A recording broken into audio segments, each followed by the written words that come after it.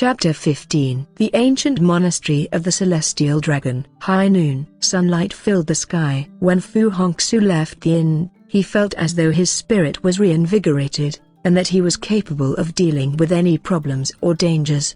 He had slept for an entire day, then rested in a warm bath for an hour. His exhaustion, accumulated over many days, had been washed clean like the dirt and grime. Over the past few years, he had very rarely pulled out his saber. He felt that using the saber to solve problems wasn't necessarily the best way to handle things. But now his thinking had changed, and so he had to stir himself to vigor. Because not only was killing very extravagant and wasteful, it was also something which required sufficient energy and vitality. Right now, although he didn't know where those people were, he was confident that he would definitely find clues to their whereabouts. Zheng Jin was a woodcutter, 21 years of age, unmarried, and lived in a small wooden cabin in the mountains. Every day, he only left the mountain once, to exchange dry firewood for salt, rice, fatty meat, and alcohol. Once in a while, he would also go to one of the dark alleyways of the city to find a cheap,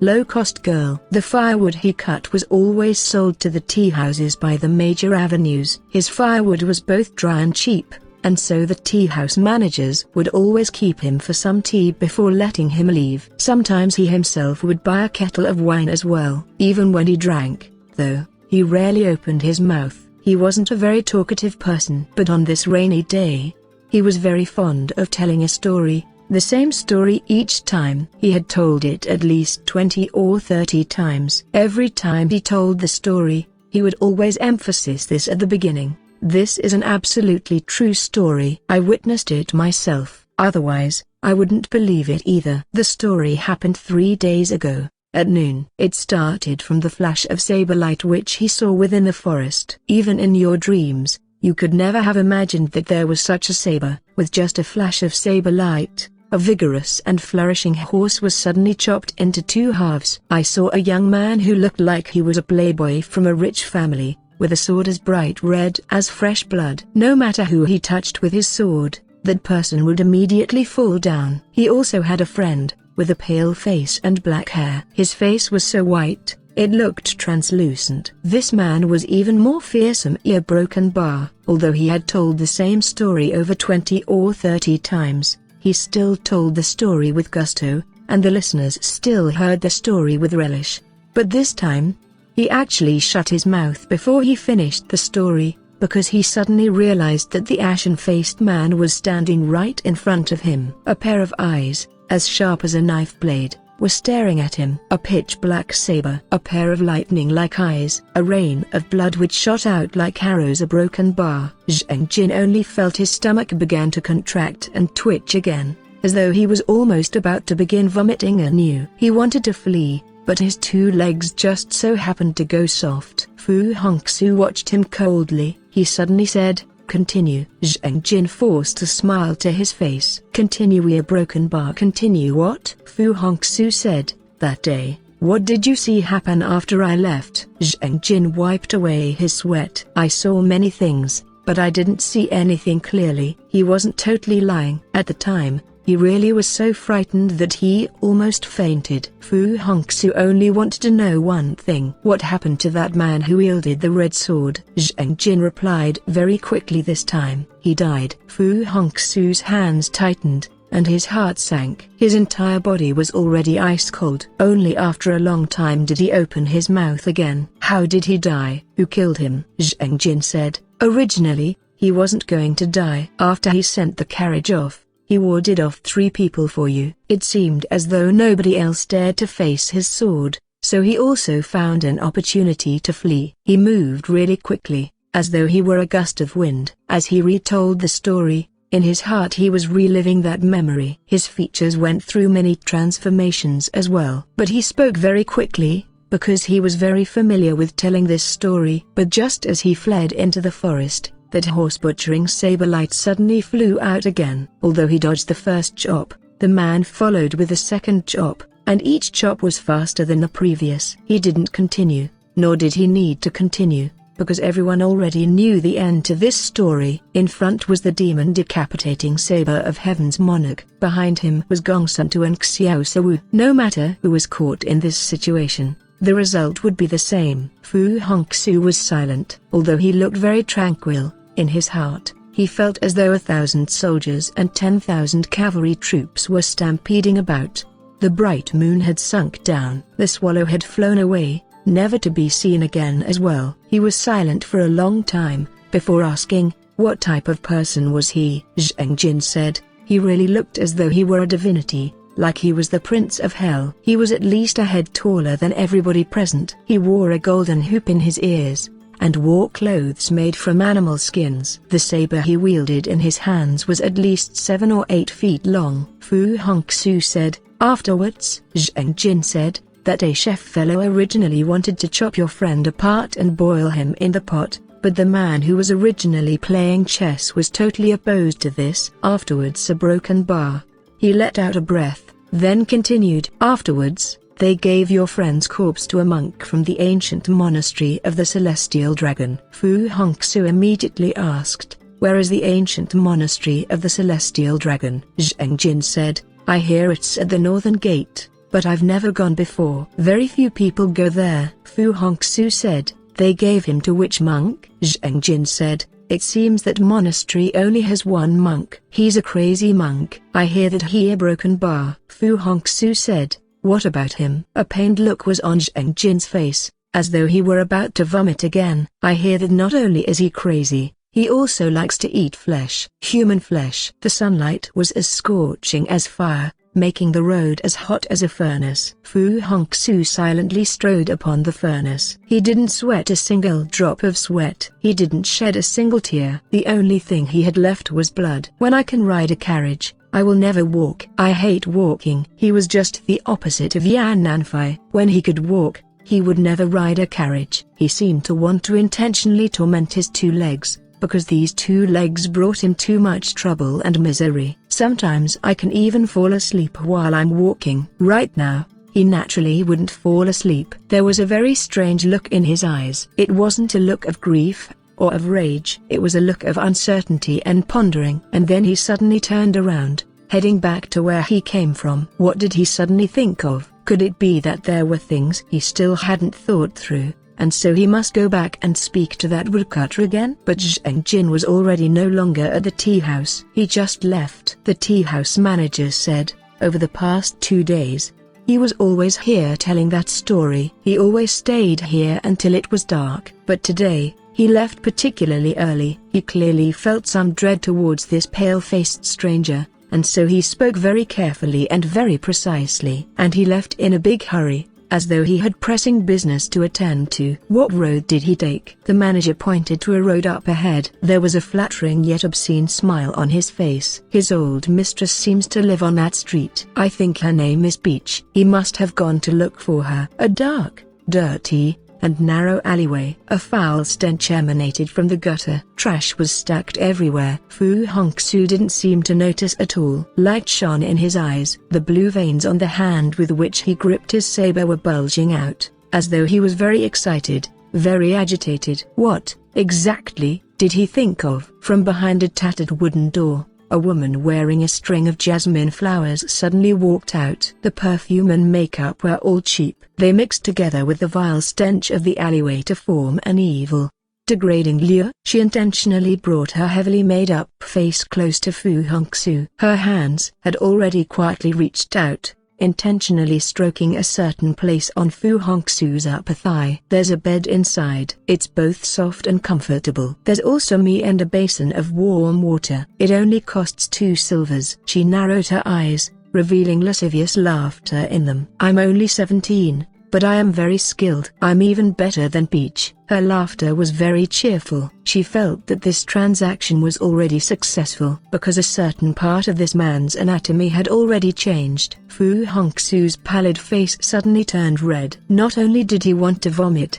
he was also furious. Even in front of such a base, cheap woman, he still wasn't able to control his physiological reactions. Was this because it had been too long since he had been intimate with a woman, or because he was already very excited. No matter what type of excitement one might have, it easily leads to arousal. The body of the woman wearing a jasmine flower moved even closer to him. Her two hands were moving more quickly as well. Fu Hongxue's hand suddenly struck out, heavily striking her across the face. She collapsed, hitting the wooden door, falling face up to the ground. The surprising thing was, there wasn't a look of anger or surprise on her face. There was a look of exhaustion, sorrow, and despair. She had long since become accustomed to this sort of humiliation. Her anger had long since turned into numbness. What made her sorrowful was that once more, the transaction was not successful. Where would her dinner come from tonight? A strand of jasmine flowers wouldn't fill her stomach. Fu Hongxue turned his head away, not bearing to look at her. He brought out all the silver on his body, forcefully casting them to her. "Tell me, where is Peach?" "She's at the very last right-handed house." The jasmine flowers had already fallen. She crawled about on the floor, picking up those silver pieces. She didn't give Fu Hongxue another look. Fu Hongxue began to walk away. He only took a few steps before he bent his waist and vomited. In the entire alleyway, only this door appeared attractive and dignified. Not even the lacquer had peeled off. It seemed that not only was Peach very skilled, her business was very good as well. It was very quiet inside. There was no sound. A young, vigorous man and a woman with very brisk business who were together in a room shouldn't be so quiet. Although the door was locked, it wasn't latched too firmly. A woman in this line of work didn't necessarily need to latch her door too tightly, just like how they definitely didn't need a tight belt. He pushed open the door. The living room was in front of them. It was also their bedroom. The walls looked as though they had just been whitewashed as well. It was filled with all sorts of unimaginable pictures. A large bouquet of withered camellias were held within a teapot on the table. Next to the teapot was a bowl of half-eaten pork noodles. Aside from a large, embroidered bed, the most lavish thing in the room was an ancestral tablet placed at the head of the bed. The engravings were exquisite, and the yellow curtains were noble. It formed an extremely strong contrast with the lewd, lascivious paintings on the walls. Why would she put an ancestral tablet at the head of the bed? Did she want these spirits to personally witness how lowly and despicable humans were? Witness herself? Witness her die? Peach was already dead. She lay dead on the bed, along with Zheng Jin. Their fresh blood dyed the embroidered red blankets even more crimson. The blood was flowing from the major arteries in the back of their necks. One chop took their lives. Not only did the killer have a quick saber, he also had plentiful experiences. Fu Hongxue wasn't startled. Could it be that he had already predicted all of this? Why would a man who normally didn't speak too much stay in a tea house all day and tell stories without even chopping wood anymore? He drank, ate meat, and naturally, he couldn't have too many savings. Then after not working for 2 days, how could he afford to visit Peach? In addition, he was too familiar with that story, and told it too brilliantly, to the point where even the expressions on his face worked in concert with it, as though he had long since been used to it. The conclusion one should reach from these clues were very obvious. He intentionally stayed behind at the most populous tea house to tell stories, for the sole purpose of Fu Hongxue seeking him out. Gongsun and the rest gave him money to tell lies for Fu Hongxue to hear. So now, they killed him to shut his mouth. But even if these conclusions were totally accurate, a few problems still existed. Which parts of the story he told was true? Which parts were false? Why did they want him to tell those lies? Was it to cover up the identity of the true killer of Yan Nanfei? Or was it to get Fu Hongxue to go to the ancient monastery of the Celestial Dragon? Fu Hongxue couldn't be sure, but he had already made his mind up. Even if the monastery was a deadly ambush, he had to go no matter what. Just at this moment, the naked woman lying in the middle of the puddle of the blood suddenly flew up. She withdrew a dagger from behind her pillow, thrusting it towards his chest. Someone scurried out from the closet behind him as well. He wielded a silver spear, and thrust it, serpent-like, towards his back. This was definitely a totally unexpected act. Zheng Jin was really dead. No one would have imagined that the dead girl by his side was actually alive, and even less might one imagine that her strikes were vicious and evil, and as quick as lightning. Fu Hongxue didn't move, nor did he dodge her dagger. He didn't need to dodge at all. Just at this moment, there was suddenly a dagger flash from outside. It flew past the right side of the neck of the silver-speared assassin, then nailed itself into the throat of the naked female. Fresh blood spewed forth like an arrow from the neck of the silver-speared assassin. Just as that woman's body rose up, it fell back down again. With the single flash of a dagger, the lives and souls of 2 people were taken away. Fresh blood sprayed down like rain. Fu Hongxue slowly turned around. He saw Xiao Suwu. He had another dagger in his hands. This time, he wasn't pruning his nails. He was just coldly staring at Fu Hongxue. Fu Hongxue coldly said,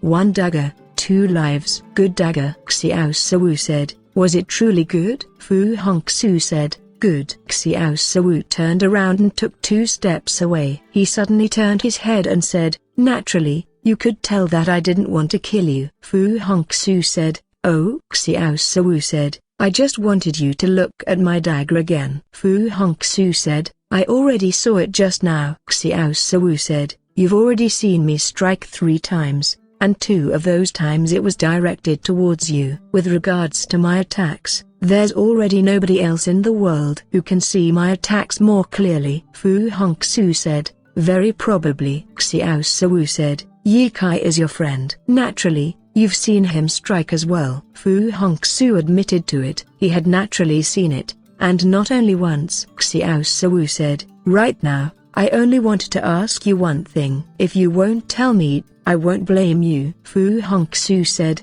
"Ask." Xiao Suwu said, "Why, exactly, is my flying dagger inferior to Ye Kai's?" Fu Hongxue was silent. Only after a long time did he speak. "You ambushed me twice with your dagger. The first time, you used all your strength, but before you struck, you gave me a warning. The second time, although there was no warning, you held back 20% of your strength." Xiao Suwu did not deny it. Fu Hongxue said, "This is because in your heart, you know that you shouldn't kill me. You simply do not have a reason which makes it absolutely necessary for you to kill me, and so when you strike, you lack a righteous, all-conquering air."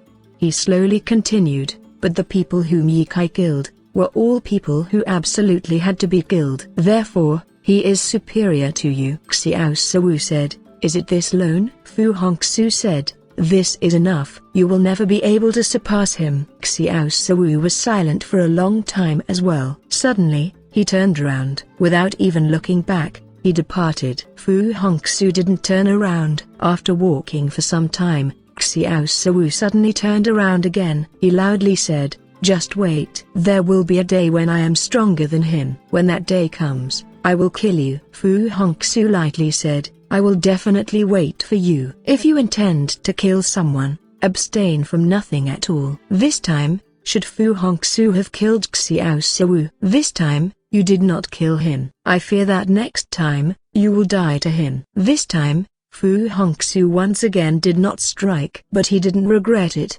because he had already laid down a seed within Xiao Suwu's heart. The seed of righteousness. He knew that this type of seed would flower and bear fruit one day. He walked out of the alleyway. That 17-year-old girl had once more placed that strand of jasmine flowers in her hair. She stood at the door to her home, secretly looking at Fu Hongxue. She appeared both fearful and curious. No one had ever given her a few dozen taels of silver for no reason at all. This pale-faced cripple must be a true eccentric. Although Fu Hongxue didn't want to see her again, it was difficult for him to not even spare her a glance. Just as he reached the exit, she suddenly said in a loud voice, "You hit me. That's an indication that you like me. I know that you will definitely come back to find me." Her voice became even louder. "I will definitely wait for you." The ancient monastery of the Heavenly Dragon was actually the Great Heavenly Dragon Monastery. It was originally a place of great splendor and burning incense. No one knew why it suddenly became cold and desolate, but there were many legends and myths as to why that was now the case. The most widespread legend said this ancient temple, which looked solemn and majestic on the outside,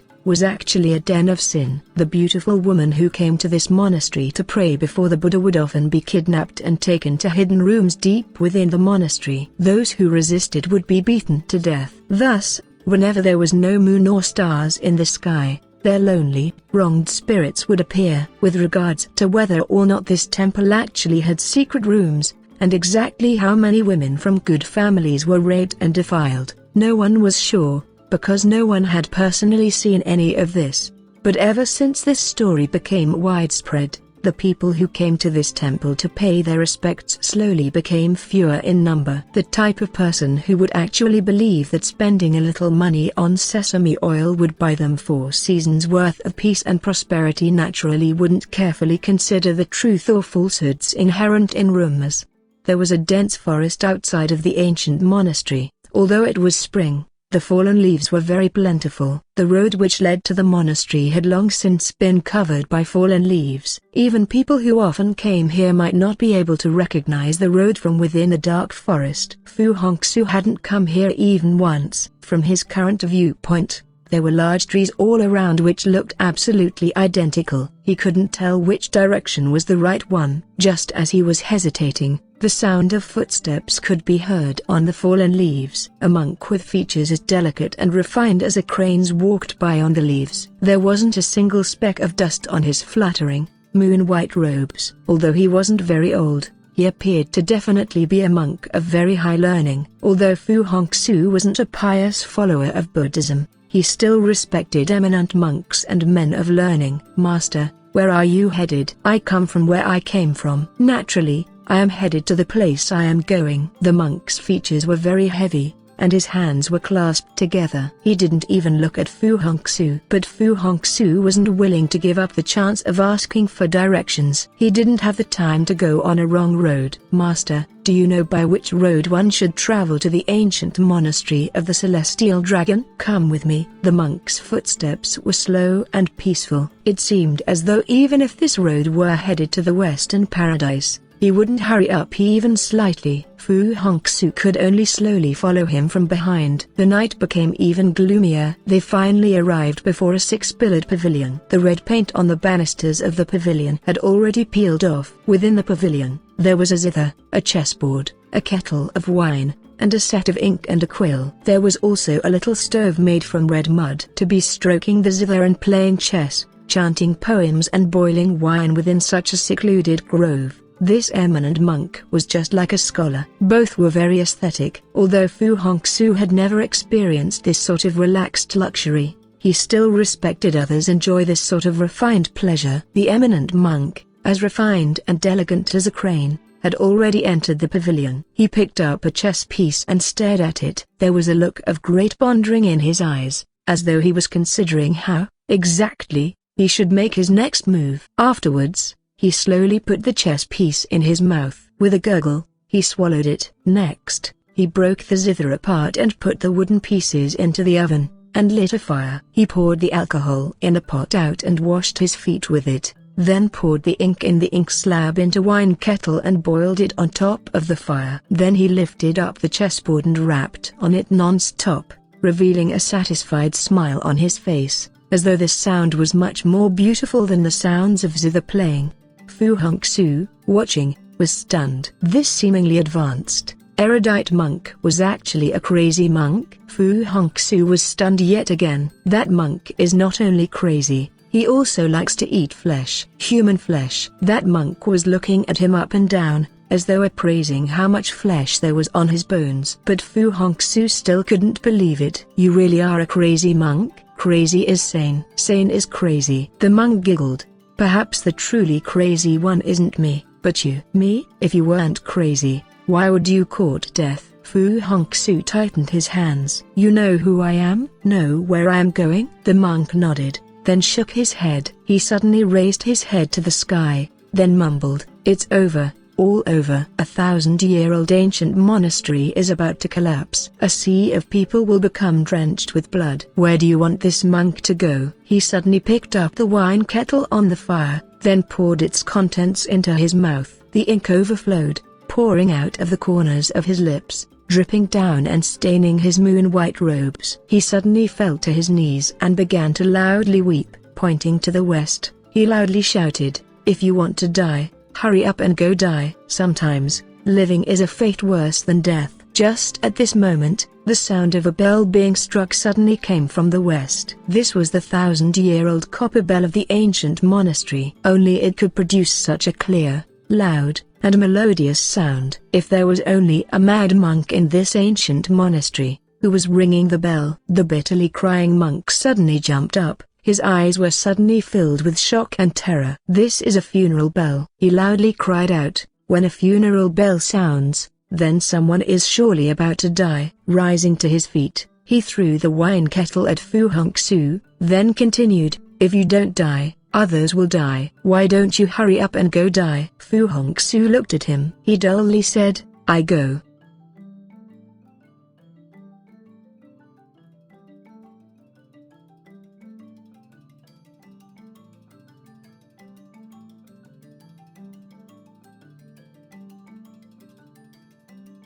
Chapter 16. Funeral Bell. The bell had stopped ringing, but the echoes remained. Fu Hongxue had already arrived at the main gate of the ancient monastery of the Celestial Dragon. Although the dark grey monastery was constructed long ago, it still retained vestiges of its former glory and prestige. In the courtyard, there was an enormous 1,000-jin copper cooking vessel, stained with rust. The stone steps were covered with moss as well. Although it did appear a bit gloomy and unfrequented, the grand, majestic main hall still towered like a mountain over the surroundings, and the pillars in the courtyard remained as strong and erect as a tiger's spine. How could such a strong, vigorous monastery suddenly collapse? The words of a crazy monk are naturally crazy words. It had been a long time since the sacrificial altar in the main hall had enjoyed the scent of meat or burning joss sticks, but it was still lofty and high above, staring down at the ignorance and suffering of men. The corners of the hall were filled with cobwebs, and the old, shabby curtains fluttered hither and fro in the wind. There was neither sight nor sound of human being here. Where was the one who rang the funeral bell? Fu Hongxue silently stood in front of the statue of Buddha. In his heart, he suddenly felt an extremely strange feeling. He suddenly wanted to kneel down before this Buddha, whose gilt skin had already begun to peel off, to beg for peace for Zhao Yuzhen and her children. This was the first time in his life he felt so pious. But he did not kneel down, because just at this time, a swishing sound came from outside of the main hall. When he turned his head,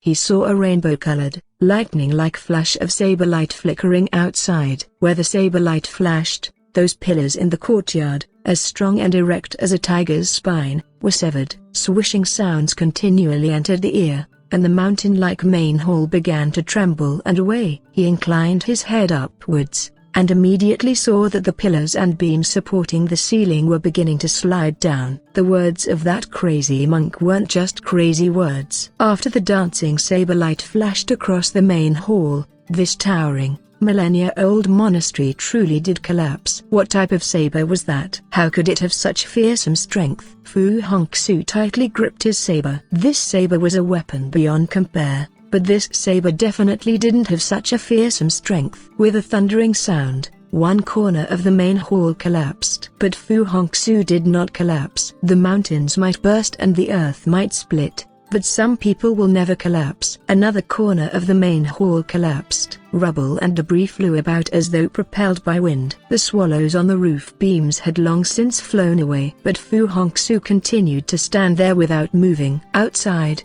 not only was the demon decapitating saber of Heaven's monarch, that weapon which could anger gods and aggrieve demons, waiting for him, but also innumerable murderous plots and tricks. He suddenly sneered. "Demon decapitator, meow, you have a very fine saber, but you yourself are a base creature. Why don't you dare to stand face to face with me and fight to the death, and instead run around playing tricks?" The saber light disappeared. Someone sneered from outside the main hall as well. "As long as you aren't dead, come to the inner courtyard to meet me." The laughter of the Heaven's monarch, the demon decapitator, sounded like the crying of ghosts. One word at a time, he continued, "I will definitely wait for you. I will definitely wait for you." The exact phrase, the exact 6 words. But coming from 2 different mouths, they had 2 totally different meanings. At this moment in time, Fu Hongxue suddenly thought of that girl who wore the jasmine flowers. He thought of how she fell to the ground, and of her eyes, filled with pain, sorrow, and despair. She was also a person. No matter what type of person one was, they wouldn't be willing to accept that sort of humiliation. Could it be that all her life, She was destined to live in that crumbling, swaying room, without any road to take, and no path of escape, until debris and dirt covered her body? Fu Hongxue's hands tightened. He suddenly started walking out. He walked very slowly, and his gait still appeared painful and ugly. But since he began to walk, he definitely would not stop. The doorway had collapsed. The flying dust covered his eyes, as he slowly walked past the broken pieces of wood. Another sound, akin to giant earthquakes and massive landslides. The center of the main hall had collapsed as well. Debris and shattered pieces of wood collided into his back. He did not look back. He didn't even blink. This required not only an astonishing degree of composure, it also required an unshakable, fearless degree of courage. Precisely because he was composed, precisely because he had courage, he avoided the first trap. Just as he stepped foot over the main hall's doorway, at least 50 or so hidden projectiles shot out at him from outside. If he had looked back in surprise, if he had lost his composure, he would have collapsed. Collapsed, just like this majestic monastery. Courage and self-confidence are the pillars of a man, helping preserve humanity's existence. So long as these two pillars do not fall, mankind shall never be extinguished. Just as these hidden projectiles were shot out, two rays of cold light shot out as well, intersecting. It was a sword and a hook. Fu Hongxue's saber had already left its sheath. With a slanted flash of saber light, he scurried out. He didn't dare to stop and look back. He didn't know how many other deadly ambushes were there. The copper vessel in the courtyard was still there. His slender body shot out like a javelin, coming down just behind the copper vessel. A gust of wind blew towards him. He felt it was as cold as a saber's chop on his shoulders. After looking down, he realized that a 4-inch-long wound had been left on his shoulder. The sword and the hook had launched an extremely swift and deadly assault. If someone hadn't personally experienced the attack, they wouldn't be able to imagine it. Blood flowed from his shoulder. Blood flowed from his saber as well, whose blood was dripping from his saber. That hook was naturally Gong Sun's eagle beak, but the sword was definitely not Yang Wuji's ancient sword of Damascus steel. This sword was far faster, far more accurate, and far more fearful than Yang Wuji's sword. In addition, Yang Wuji's sword arm had been cut off. The wound on Fu Hongxue's shoulder was a sword wound. Who had his saber harmed? The main hall seemed to have totally collapsed by now. Turning around, he didn't see anybody at all. If the first strike does not land true, fully withdraw. This wasn't just the rule of the THxChemSci Yuhai sect. It was also the principle by which old veterans of the martial world followed without fail. But why didn't that demon decapitating saber of heaven's monarch appear again? With the first attack, he chopped the horse in half. With his second, he destroyed the Great Hall. Why didn't he strike at Fu Hongxue? Was he really waiting for Fu Hongxue at the inner courtyard? The inner courtyard was peaceful and secluded, but there wasn't even a shadow here either. Within the verdant mulberry grove,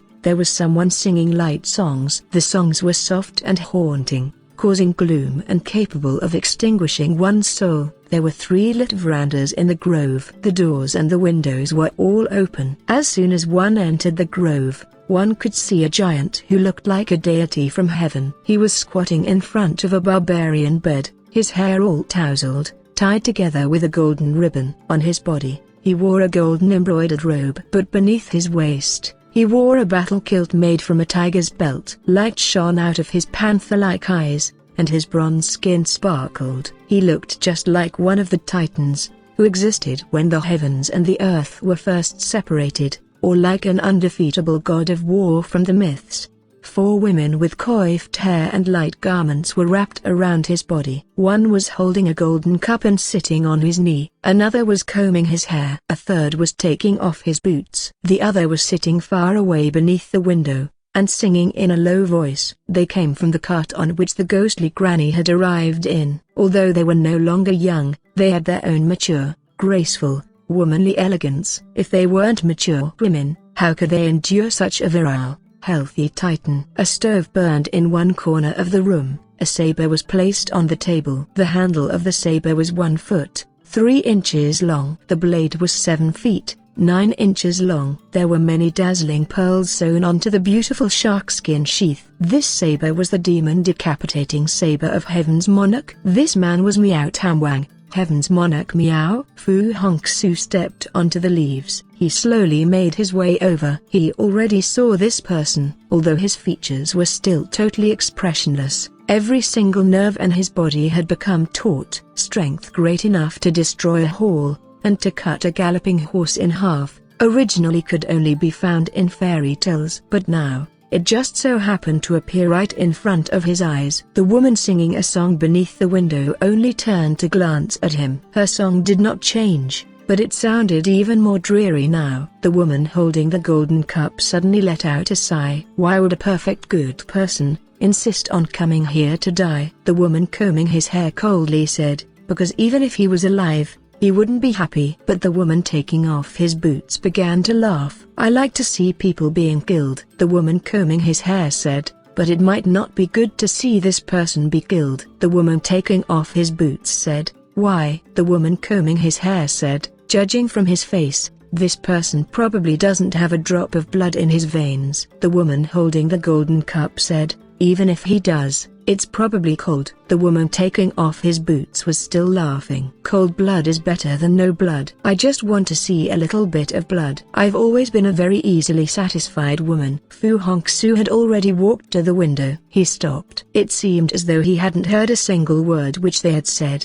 He really hadn't heard a single word, because he had already poured all of his attention and focus into this godlike titan. He suddenly asked, Miao Danwang. Miao Danwang had already stretched out his massive hand, gripping the saber on the table. Fu Hongxue said, this is the demon decapitating saber of Heaven's monarch. Miao Danwang coldly said, sometimes, it decapitates demons. Sometimes, it kills men. So long as the saber leaves the sheath, no matter who the target is, he will die beneath its blade. Fu Hongxue said, very good. Miao Danwang's panther-like eyes revealed a trace of surprise. Very good? Fu Hongxue said, your saber is already in your hand. My body is already beneath your saber. Isn't that very good? Miao Danwang laughed. Very good. It truly is very good. Fu Hongxue said, unfortunately, I haven't died yet. Miao Danwang said, life and death have always been things which pass in the twinkling of an eye. I'm not in a rush. Why are you in a hurry? Fu Hongxue shut his mouth. The hilt of the saber was wreathed in purple silk. It was the color of congealed blood. Miao Danwang's hand gently stroked the hilt of the saber. He suddenly said,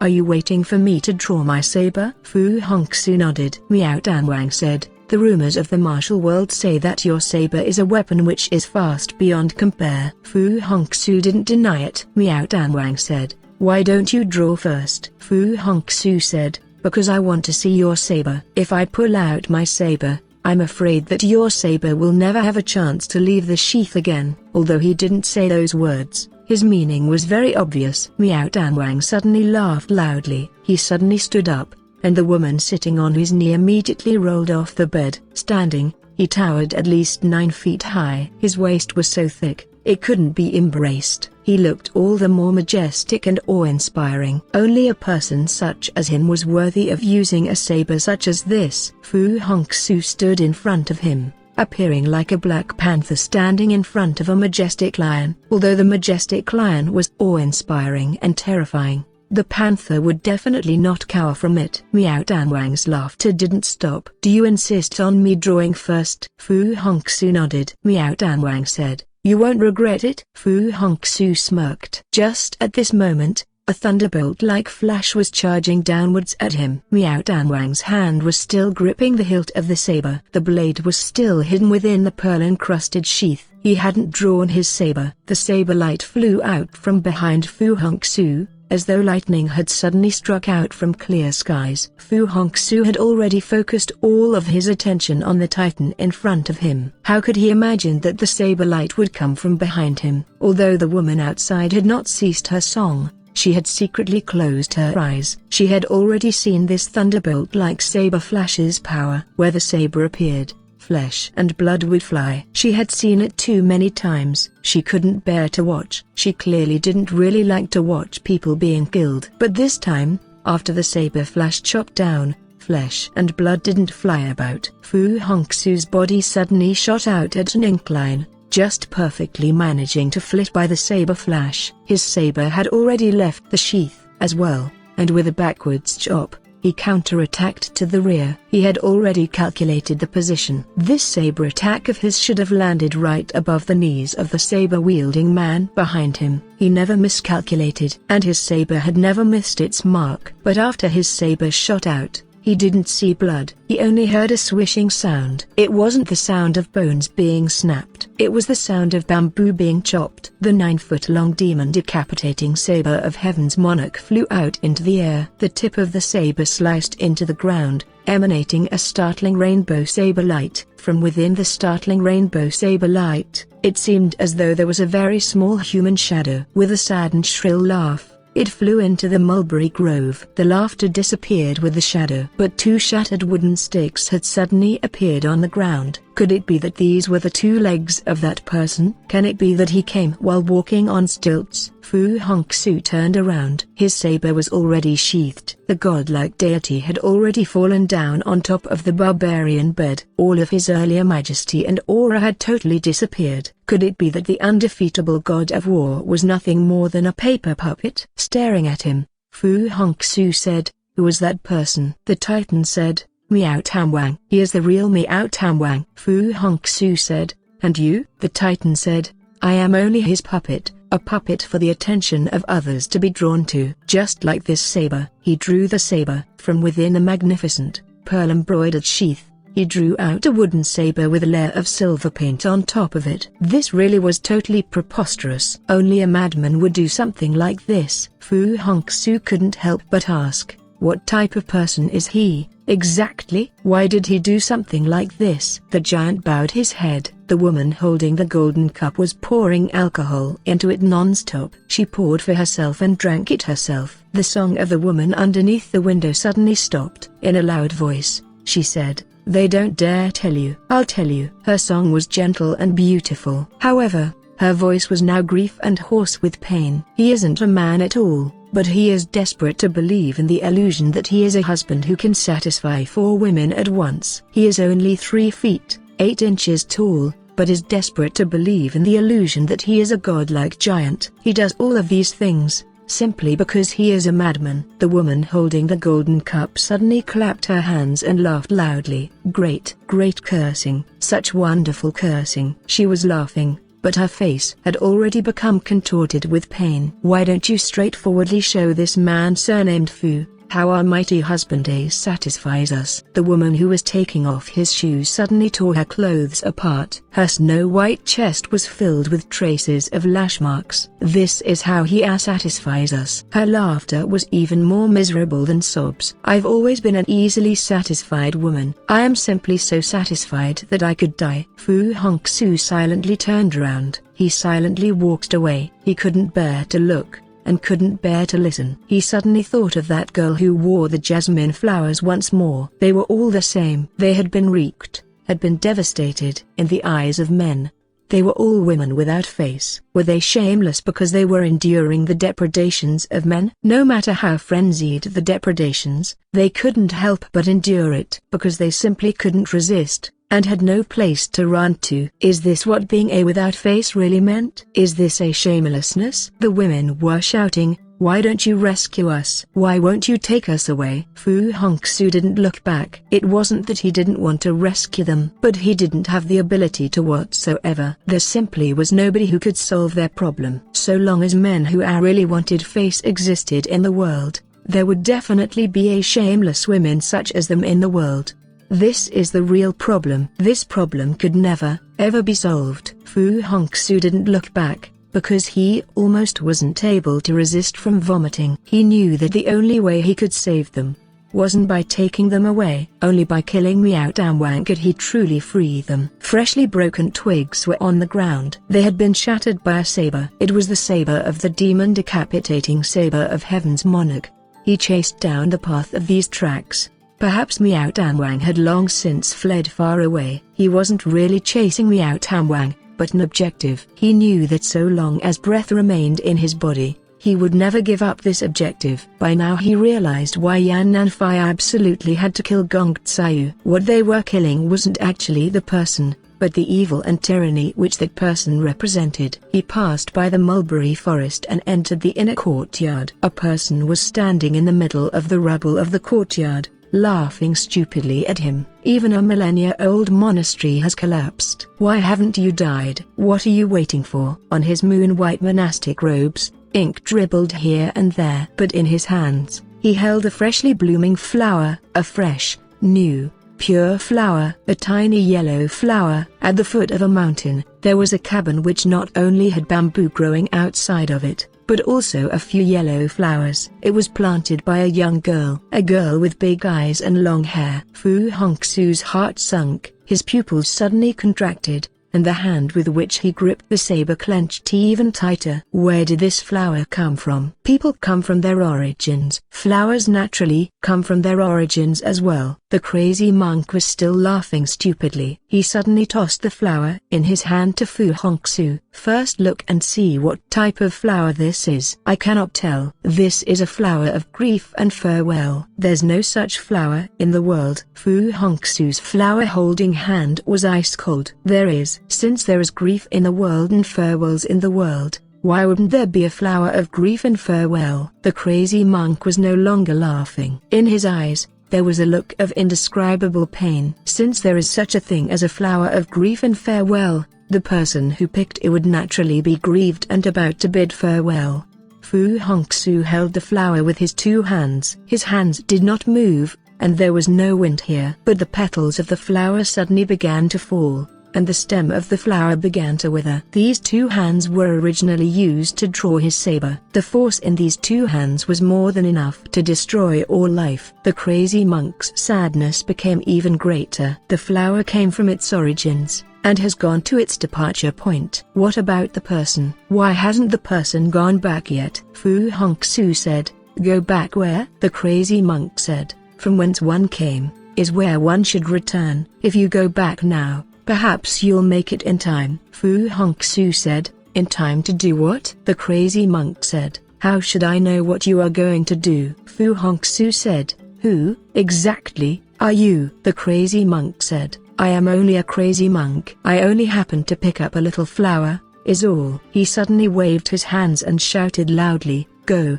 hurry up and leave and do what you need to do. Don't come here and bother this monk. Monks want tranquility. The monk had already sat down, in the midst of the rubble. In the blink of an eye, he became still. Although the main hall of the monastery had been wrecked, the main hall in his heart was still perfect and untarnished. That was like the shell of a snail. When the wind and the rain arrived, he could immediately hide inside it. Was he able to tell that the wind and the rain had arrived now? The setting sun shone across the sky. There was no rain or wind. Wind and rain are in the hearts of man. In the heart of Fu Hongxue. Did this flower come from near the bamboo patch? Why was it called the flower of grief and farewell? Who was grieved? Who was departing? Fu Hongxue didn't ask. He didn't dare ask. Even if he wanted to, he couldn't get it out. If he wanted to know the answer, he had only one method. He used all of his energy to rush back. If you go back now, perhaps you'll make it in time. But by the time he got back, it was already too late. The yellow flowers beneath the bamboo patch had totally disappeared. Not a single petal remained. The people had disappeared as well. On the table, there were still 3 vegetable dishes, a pot of porridge,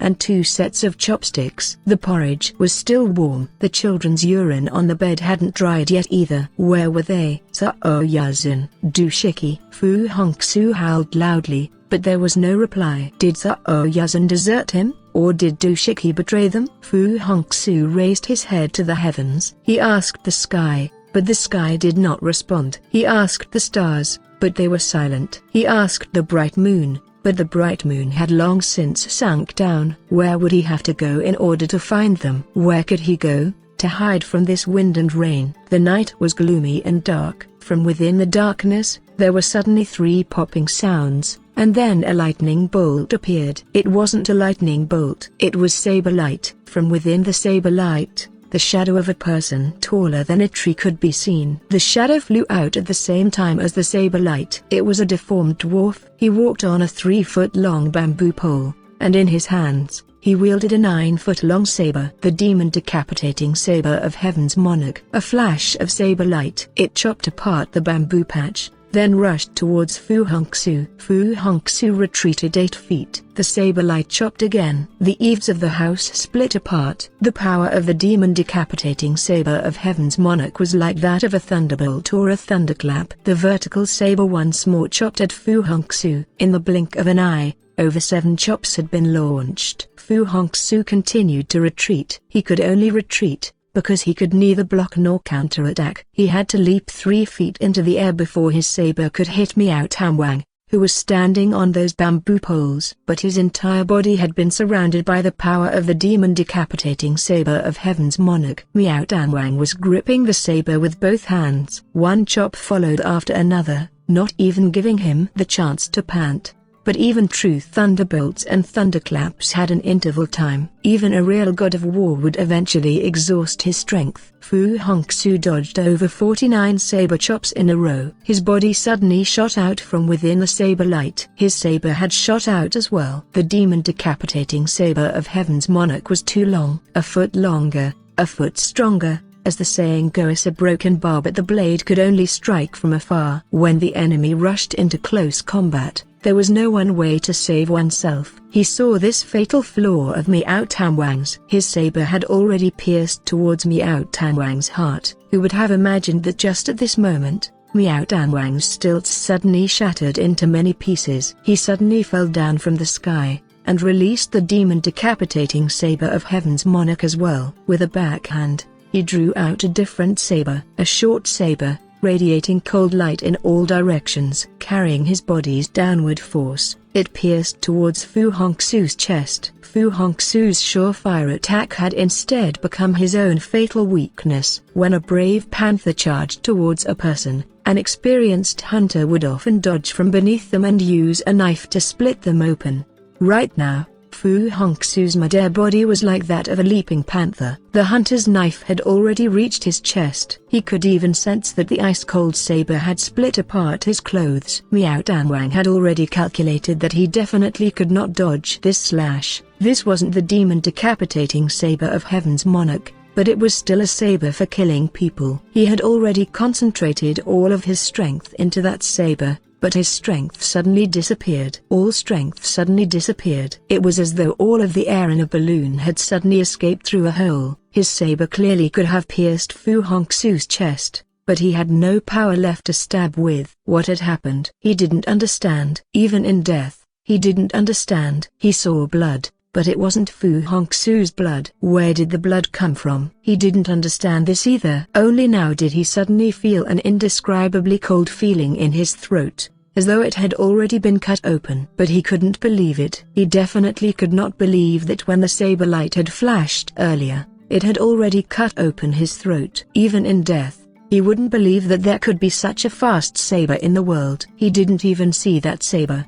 Fu Hongxue fell down as well. He fell into the middle of the bamboo patch. Heaven and earth reverted to its earlier peacefulness and silence. He suddenly felt very tired. Although the earlier events had passed in the blink of an eye, in that blink of an eye, he had exhausted all his strength. The distance between life and death is such a very fine line. Only now did he truly understand the meaning of this phrase. Just then, he really was too close to dying. This battle really was a vicious battle, the likes of which he had never fought before. Stars filled the sky. The blood had already dried. Miao Tanwang's blood, not his. But he too had a type of feeling, as though all of his blood had dried up as well. Right now, if Miao Tanwang could brandish his saber, he definitely would not be able to resist. He even felt as though if a child with a rusty knife came here, he would still die. Fortunately, dead men couldn't wield sabers, and so late at night, nobody would come to this mountain village. He closed his eyes, hoping to be able to take a nap. Only with a clear mind could one think about moving. Who would have imagined that somebody would come right at this moment? Suddenly, a patter of footsteps could suddenly be heard in the darkness. Within the slow, unhurried footsteps, This seemed to be a strange rhythm. Only a person who was totally confident in what he was doing had such a rhythm while walking. Who was this person? Why did he come here? What did he come here for? Fu Hongxue listened silently. In his heart, he suddenly felt a strange feeling as well. The rhythm of these footsteps seemed to be exactly the same as the rhythm of that bell within the ancient monastery. That was a funeral bell. The rhythm of these footsteps seemed to be filled with a murderous air as well.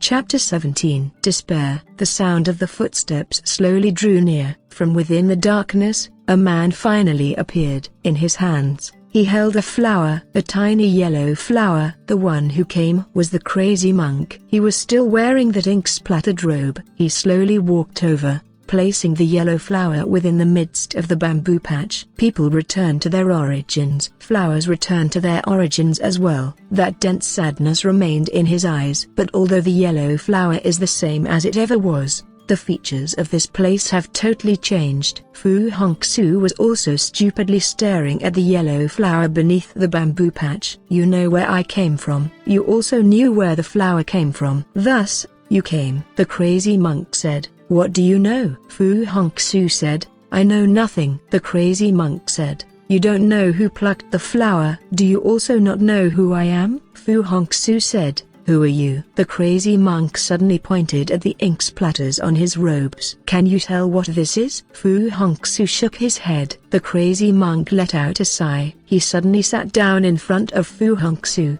Take another look. You must look at it wholeheartedly. Fu Hongxue hesitated, but finally sat as well. The faint starlight gleamed down upon this originally spotless white monk's robe, upon the messy ink. He quietly looked, as though he was staring at a tiny bit of light from a burning joss stick in that hidden room. If you felt as though this joss stick was no longer flickering, and was in fact as bright as a torch, then you had succeeded halfways. And then, you would even able to see the smoke rising above the joss very clearly, as clear as the white clouds above a high mountain. He wholeheartedly stared. He suddenly felt as though the messy ink splatters were no longer messy, as though there was a strange rhythm to them. And then, he realized these messy ink splatters formed a painting. Within it, it seemed as though there were high mountains, flowing rivers, and saber light which danced without ceasing, as well as tears on the face of children. What, exactly, did you paint? That which is in your heart is what I have painted. Paintings were always given birth from the heart. This wasn't merely just any painting. It was a superb masterpiece of art. Light shone out of Fu Hongxue's eyes. I know who you are now. You must be Hongxue's subordinate, Wu Hua. The crazy monk laughed loudly. There clearly is a painting. Why must you say that there is no painting? If there was no painting, how could there be a person? The pronunciation of the name Wu Hua sounds exactly like the words for an oak painting. What person? Naturally, the person in the painting. Within the picture, there were tears on the face of children. Naturally, they were the people he was thinking of. Where did they go? The crazy monk said, there clearly is a person, but you still insist on asking. It seems the crazy one isn't the monk, but you. Laughing loudly, he pointed with a finger. Take another look. Aren't the people right there?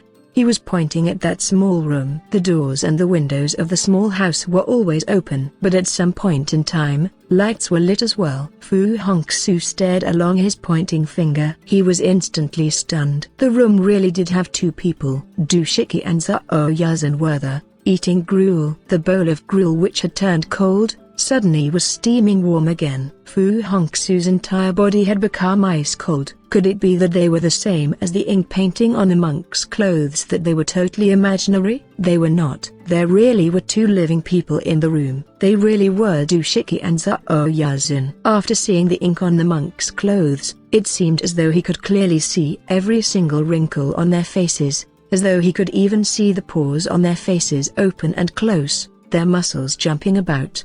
But they didn't pay him any attention at all. Most people, in a situation like this, would jump up, rush over, or shout loudly. Fu Hongxue wasn't most people. Although he had already stood up, He only quietly stood there, not even moving, because he not only saw them, he saw even more deeply, saw even further. In the blink of an eye, he saw the entire truth to the whole affair. The crazy monk said, "Are the people you are looking for here?" Fu Hongxue said, "Yes." The crazy monk said, "Why don't you go over there?" Fu Hongxue slowly turned his head. He fixed him with his gaze. His eyes, which had turned red with sorrow and exhaustion earlier, suddenly became clear and grim. He gazed at him with dagger-sharp eyes for a long time, before slowly saying, "I only hope you understand one thing." The crazy monk said, "Speak." Fu Hongxue said, "If I were to pull out my saber right now, you will certainly die. In heaven or on earth, there is definitely no one who can save you." The crazy monk laughed again, but his laughter seemed a bit forced. "I've already let you see the people you are looking for, but you want me to die?" Fu Hongxue said, "Looking at them isn't enough." The crazy monk said, "What else do you want?" Fu Hongxue coldly said, "I want you to quietly sit here. I want you to tell the people who are hiding behind the door and in the corners of the room to come out. If they so much as harm a hair on Zhao Yazan or Dushiki's head, I will immediately cut your throat." The crazy monk no longer laughed. His eyes, which always happily stared at others with a stupid expression, suddenly became clear and ruthless. After a long period of time, he slowly said, "You didn't see wrongly. There truly are people hiding behind the door and in the corners of the room, but they definitely won't come out." Fu Hongxue said, "You don't believe that I will kill you?" The crazy monk said, "I do believe." Fu Hongxue said, "You don't care?" The crazy monk said, "I care very much." "Unfortunately, they don't care. Killing and bleeding have been long ago become common sights to them. Even if you chop me into ground meat, I guarantee that they won't even frown." Fu Hongxue shut his mouth. He knew that these words were true words, because he already saw a face appear in the window. He already saw the saber scars and hideous grin. The person hiding in the corner of the room was Gongsun. The crazy monk dully said, "You should understand this person very well. Even if you chopped his own son into ground meat, I'm afraid he still wouldn't even frown." Fu Hongxue couldn't deny it. The crazy monk said, "Right now,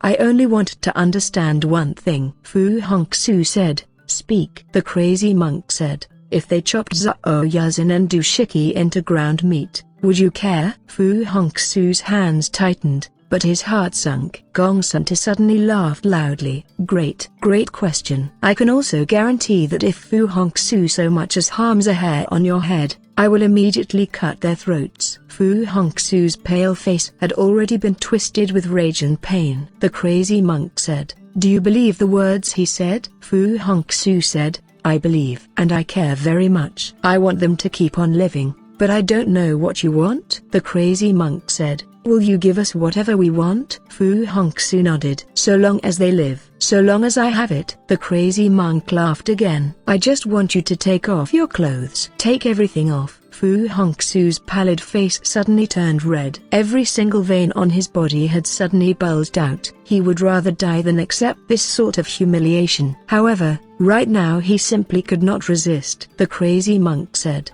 "I want you to strip right now. Strip everything off." Fu Hongxue lifted his hand up, but he didn't pull his clothes off. He drew out his saber. Saber light flashed like lightning. His body seemed even quicker than the saber light. During that flash of light, his body had already entered the wooden room, and his saber had pierced into the wooden door. A miserable wail within the room. Someone inside fell down. It was if he intends to kill somebody, he abstains from nothing at all. Yang Wuji. He only had one hand left. He never would have imagined that a saber would pierce into his chest from through the door. Stunned, he looked at Fu Hongxue, as though to say, "So you killed me just like this?" Fu Hongxue coldly glanced at him, as though he were saying, "If you intend to kill someone, abstain from nothing at all. I learned this from you." None of these words were said, because before Yang Wuji could say even a single word, he stopped breathing. Fu Hongxue only glanced at him once. When he glanced at him, his saber turned towards Gongsun. Gongsun's somersaulted backwards, jumping out the window.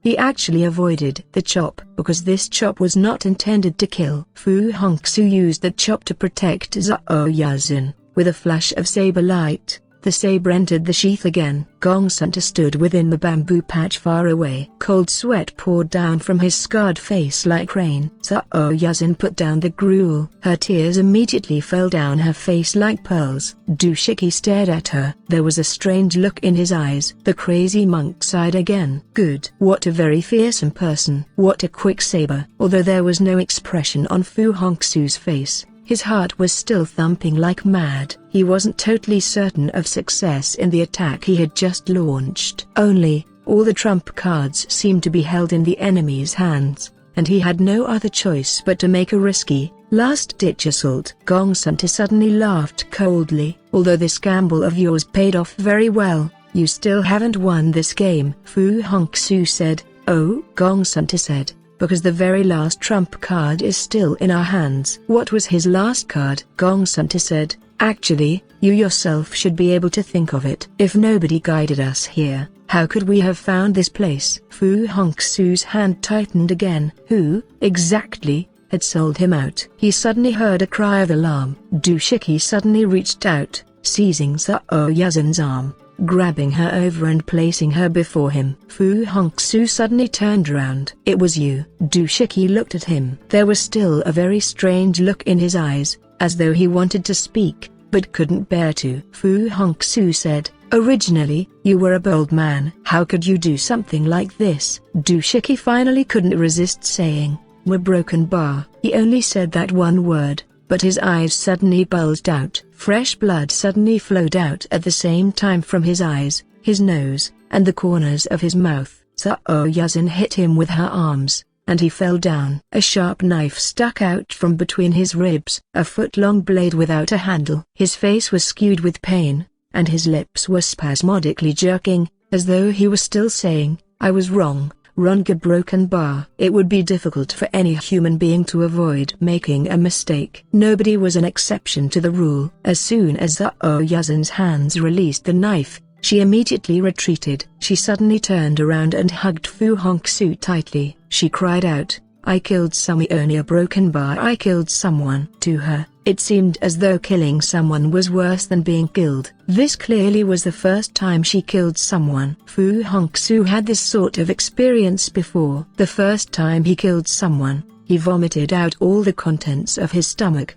He understood this feeling. It was definitely not easy to forget this sort of feeling. But people continued to kill other people. Only people would kill other people, because some people would force others to kill. This sort of affair sometimes became like a pestilence. Nobody was able to avoid it, because if you don't kill him, he will kill you. The one who was killed would have peace. The killer would be embroiled in torment. Isn't this another satirical tragedy? 2. Everything became peaceful again. Too peaceful. The blood had already stopped flowing. The foe was far away now. The world was now dark, and no sound at all could be heard. Even the wailing cries of the children had stopped. The children? Fu Hongxue's entire body became cold. Did the children fall into their hands? Cao Yuzhen suppressed her pain and instead comforted him. The children will be fine. They don't want the children. Fu Hongxue immediately asked, what do they want? Cao Yuzhen hesitated. What they want is a broken bar. Fu Hongxue said,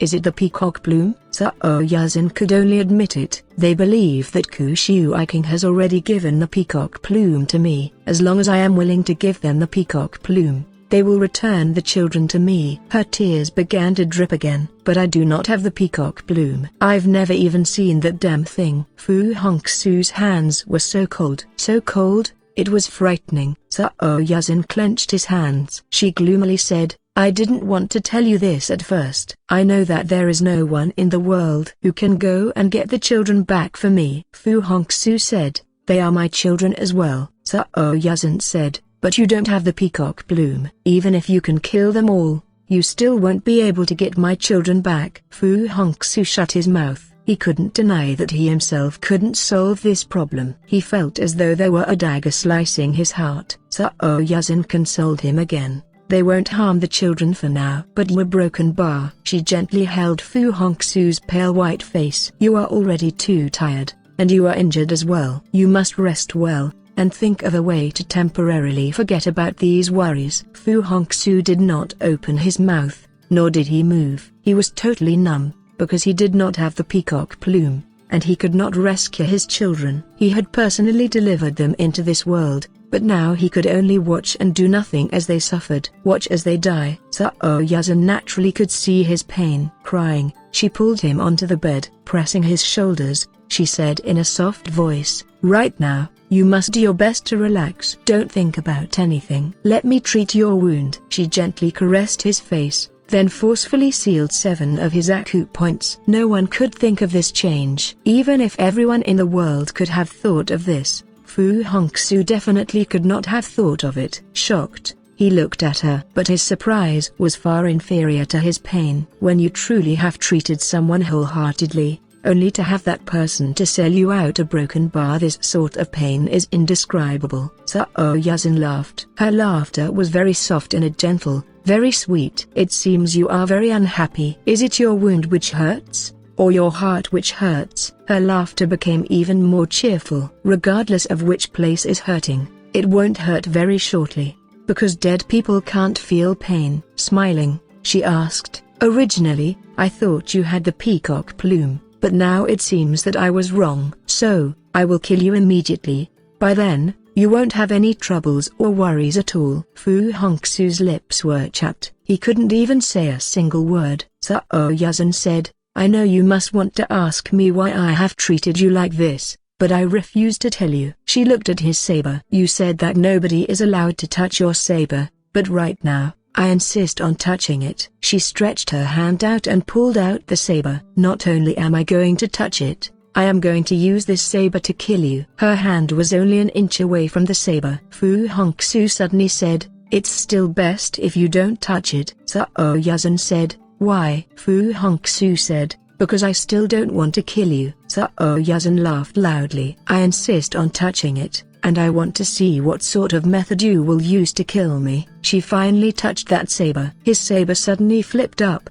striking the back of her hand. The pitch-black scabbard felt like a piece of extremely hot metal. A red mark immediately appeared on her hand. It was so painful, her tears almost immediately came out, but her terror was far greater than her pain. She clearly remembered forcefully sealing 7 of his acupoints, and her movements had always been very accurate. Fu Hongxue said, "Unfortunately, there's something which you never could have imagined." Sao Yazan forced herself to ask, "What?" Fu Hongxue said, "Every single acupoint on my body has already been moved aside by 1 inch." Sao Yazan was stunned. She hadn't left any room for error in her calculations at all, and her acupoint sealing techniques were correct. The person who was wrong was Fu Hongxue. But even in her dreams, she wouldn't have imagined that his acupoints were in the wrong place as well. This 1-inch difference caused her entire plan to fall apart. She was annoyed and bitterly remorseful,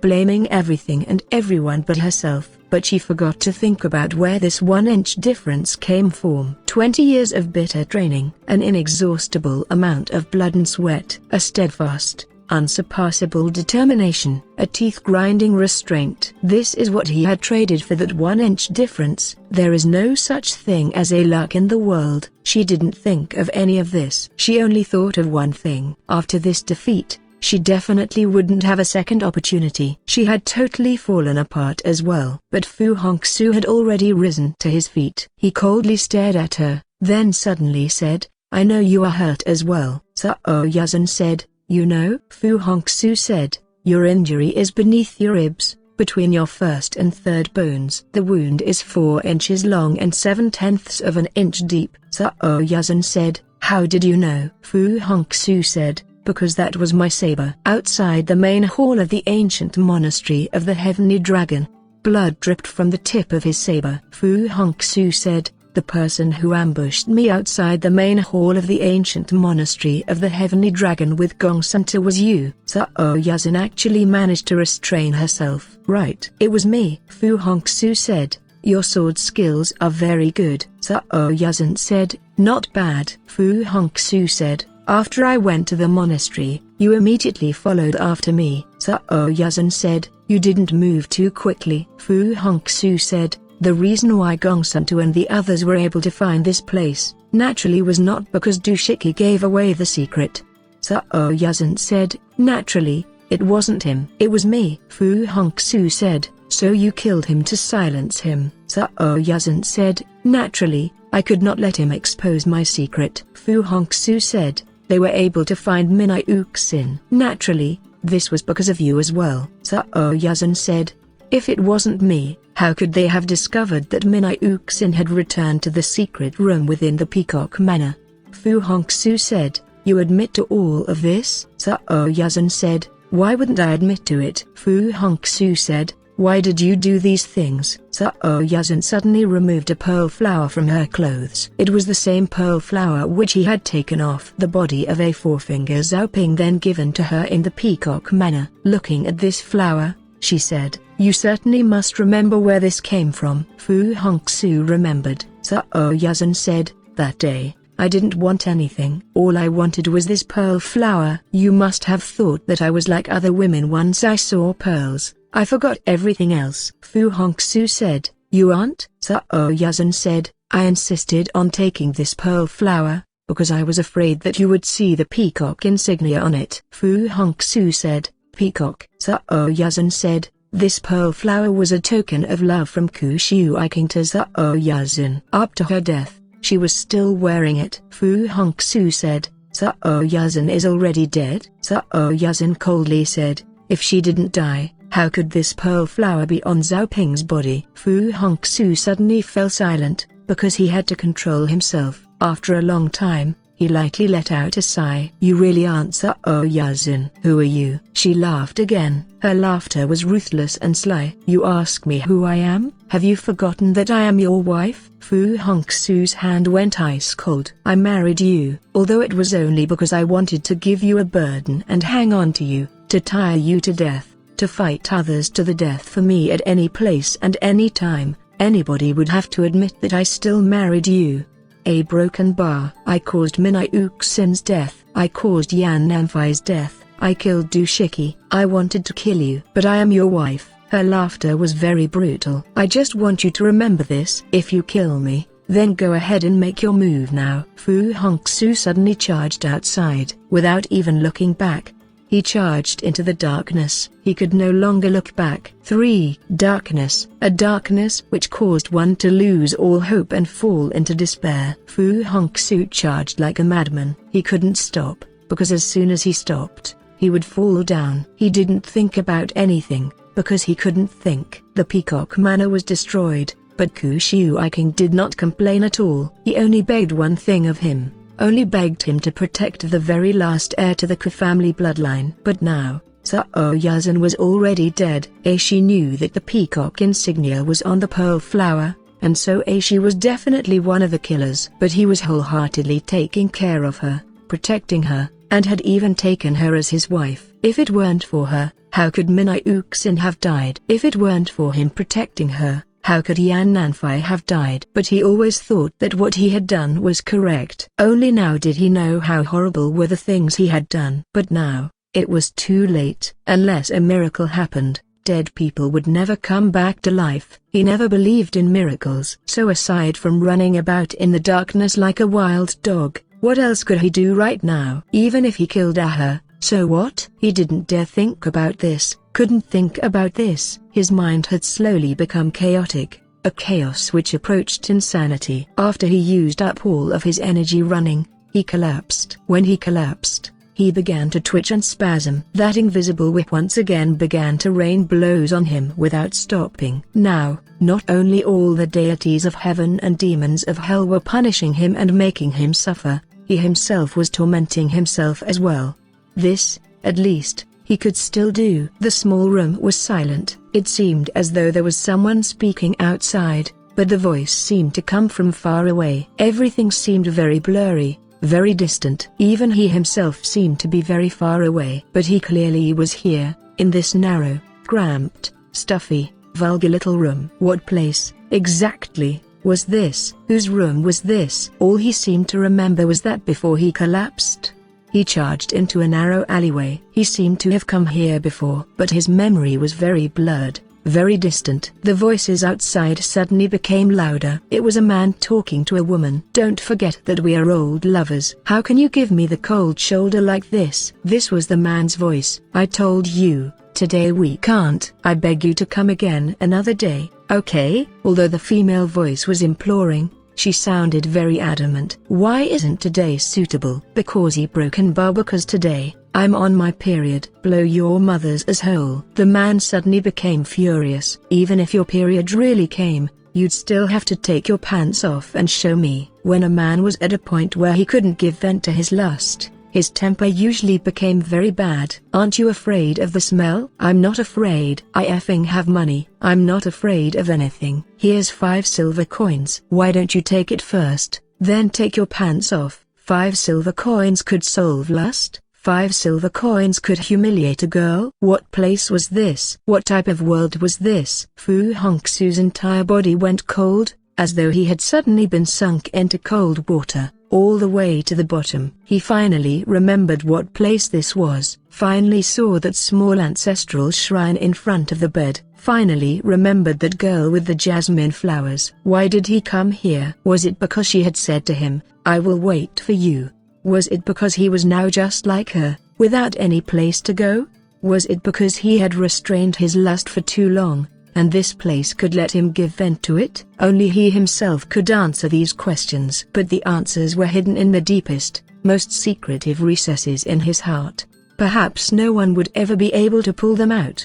Perhaps even he himself could not. He no longer thought about it, because at this moment, a large, drunken fellow charged into the room. "Ha! I effing knew you were hiding a man in here. I effing caught you." His large hand had already reached towards Fu Hongxue's bed, but the one he grabbed was not Fu Hongxue, but the girl wearing jasmine flowers.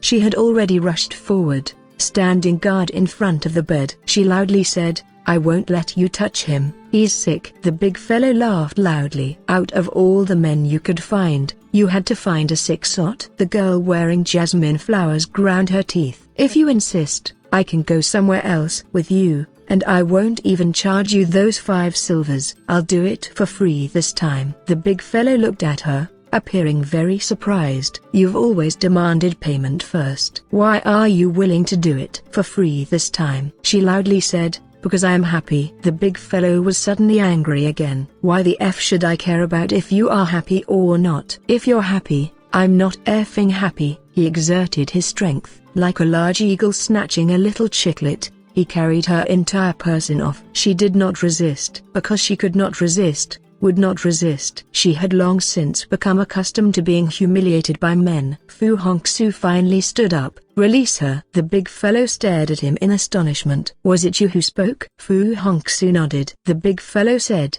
"You diseased sot, did you actually effing tell me to release her?" Fu Hongxue nodded. "If I effing refuse to put her down, what is a diseased sot like you going to do?" He finally saw the saber in Fu Hongxue's hand. "Punk. So you have a saber? Do you dare to kill me?" "Killing. More killing. Why must men force other men to kill?" Fu Hongxue quietly sat down. He felt as though his stomach was contracting. He almost couldn't resist the urge to vomit. The big fellow laughed loudly. He was tall, large, and robust. Muscles bulged from his arms. With a light movement, he tossed the girl onto the bed. And then, he gripped Fu Hongxue's clothes, loudly laughing. "Sick bastard. Do you think you can be a prostitute's bodyguard? I want to see how many effing bones you have." The girl wearing jasmine flowers shrunk away on the bed, shouting in alarm. The big fellow was preparing to lift Fu Hongxue up and throw him outside the door. With a thudding sound, someone was heavily thrown to the ground outside, but it wasn't Fu Hongxue. It was the big fellow who wanted to throw him. He clambered to his feet, then charged towards him again, slamming his fist towards Fu Hongxue's face. Fu Hongxue didn't move. The big fellow clutched his hand, bending his waist in pain so great that cold sweat began to flow. Shouting loudly, he rushed out. Fu Hongxue closed his eyes, but the eyes of the girl wearing jasmine flowers were wide open. Shocked, she looked at him, appearing both amazed and admiring. Fu Hongxue slowly stood up, then slowly walked out. His clothes had already been soaked through with cold sweat. Restraint wasn't an easy thing. Restraint is pain, a pain which very few people can understand. Outside the door, the sunlight was dazzlingly bright. Underneath the light of the sun, his face seemed almost translucent. Underneath this fresh, brilliant sunlight, What could a person like him do? Where could he go? He suddenly felt as though there was an unspeakable feeling of dread in his heart. The one he feared wasn't another person. It was himself. He also feared the sunlight, because he didn't dare to face this dazzling, fresh sunlight. Nor did he dare to face himself. He collapsed once more.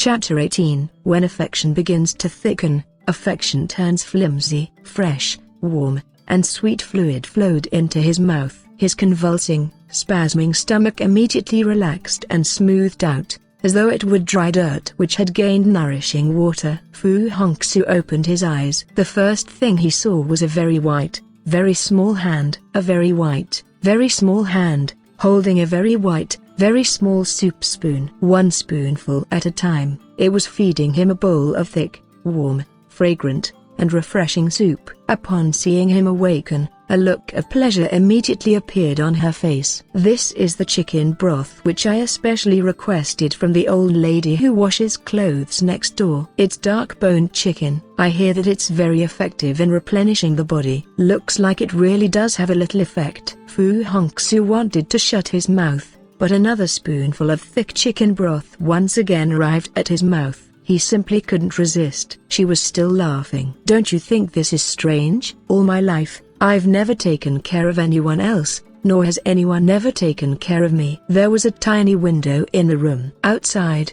the sunlight was still as glorious and as bright. Her eyes had already left Fu Hongxue's face, and she stared foolishly at the sunlight outside. Although the sunlight was very bright, her eyes were very dark and gloomy. Did she remember all those long-distant memories of times when there was nobody to take care of her? Those times clearly did not pass underneath the sunlight. Perhaps her entire life, she had never spent a single day underneath the sun. After a long time, she slowly continued. "Only now do I know that taking care of others or being taken care of is such a broken bar, such a good thing." She wasn't a girl who understood many things. She had to think a long time before coming up with the word "a good" to describe her current feelings. Fu Hongxue understood her feelings. It definitely couldn't be described with the word "a good." It also included the words "a content," "a peaceful," and "a happy," because she felt as though she was no longer lonely. She didn't necessarily demand that others take care of her. So long as she had someone to take care of, she would be satisfied. Fu Hongxue suddenly asked, "What is your name?" "Your real name." She laughed again.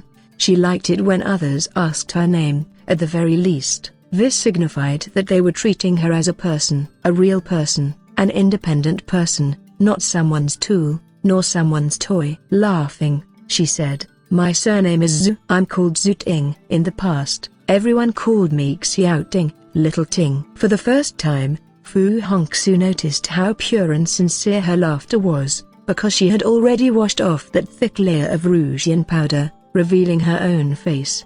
She knew he was looking at her. "When I don't have makeup on, do I look like an old granny?" Fu Hongxue said. Number. Xiao Ting's laughter became even happier. "You really are a weird guy. I didn't think you'd come and find me." She wrinkled her forehead. "When you arrived, you looked so scary. I thought you were already dead at first. No matter what I asked you, you didn't seem to notice, but as soon as I touched your saber, you began to hit." She looked at the pitch-black saber in his hand. Fu Hongxue was silent. She no longer asked questions either. She had long since become accustomed to others refusing her. She didn't hold any high hopes towards anything. She no longer held any extravagant wishes or made any demands from this unfeeling, cruel world. She didn't even ask his name, because he broken bar. "I know that you are a good person, because even though you lightly hit me, you didn't humiliate me like any of the others. You even gave me that much money for no reason." To her, those things were already a great show of benevolence. It was already enough to make her forever grateful. "I didn't use any of the money you gave me. Even if I were to buy a chicken every day, it would last a long time, so you must stay here. You have to wait until you are no longer sick before you can leave." She held his hand. "If you were to leave now, I would be extremely extremely miserable. In the eyes of others, she was a base, contemptible woman. For 5 silver coins, she was willing to sell herself. But she asked nothing from him at all, only that he allow her to take care of him. That was enough to satisfy her. Compared to those self-styled noble women, who was truly noble, who was truly base, she sold herself only because she needed to keep on living. Who didn't want to keep on living? Fu Hongxue closed his eyes. He suddenly asked, "Do you have any wine here?" Xiaoting said, "There's none here, but I can go buy it for you." Fu Hongxue said, "Fine, go buy some. I won't leave. Sick people shouldn't drink alcohol." Why was he going to drink? Was it because there was an irreconcilable pain and worry in his heart? But alcohol wouldn't solve these problems. What good would wine do him? She didn't think about any of this. She rarely thought about many things, nor did she ask for much. As long as he was willing to stay,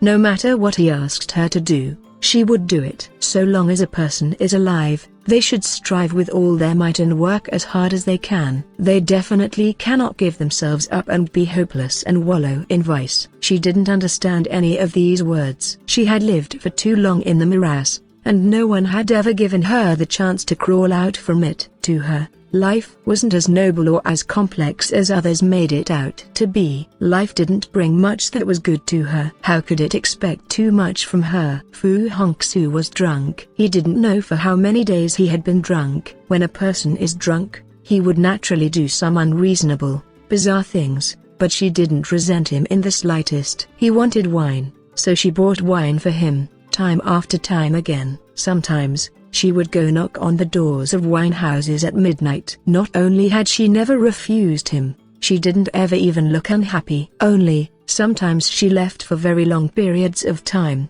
even though the alcohol-selling places were nearby. Fu Hongxue naturally was sober from time to time, but he never asked her why she had been gone for so long. That day, he had only given her a few broken bits of silver, because that is all he had on him. He had always been poor, just like how he had always been lonely. But he never asked her where she got the money for his alcohol. He couldn't ask. He didn't dare ask. She never asked him about anything either, but she said something which he would never forget. One night, when she was a bit tipsy as well, she spoke these words: "Although I don't understand anything, I know you are definitely in great pain." Great pain? How could his feelings be summarized with those 2 words? A great pain. One day, she was exceptionally happy, because it was her birthday. She bought some extra things, and even the extremely rare old hen's meat. But when she returned, he had already gone. He hadn't said a single word before leaving. The wine bottle lay fallen on the table. It had shattered into many pieces. She stupidly stood in front of the bed,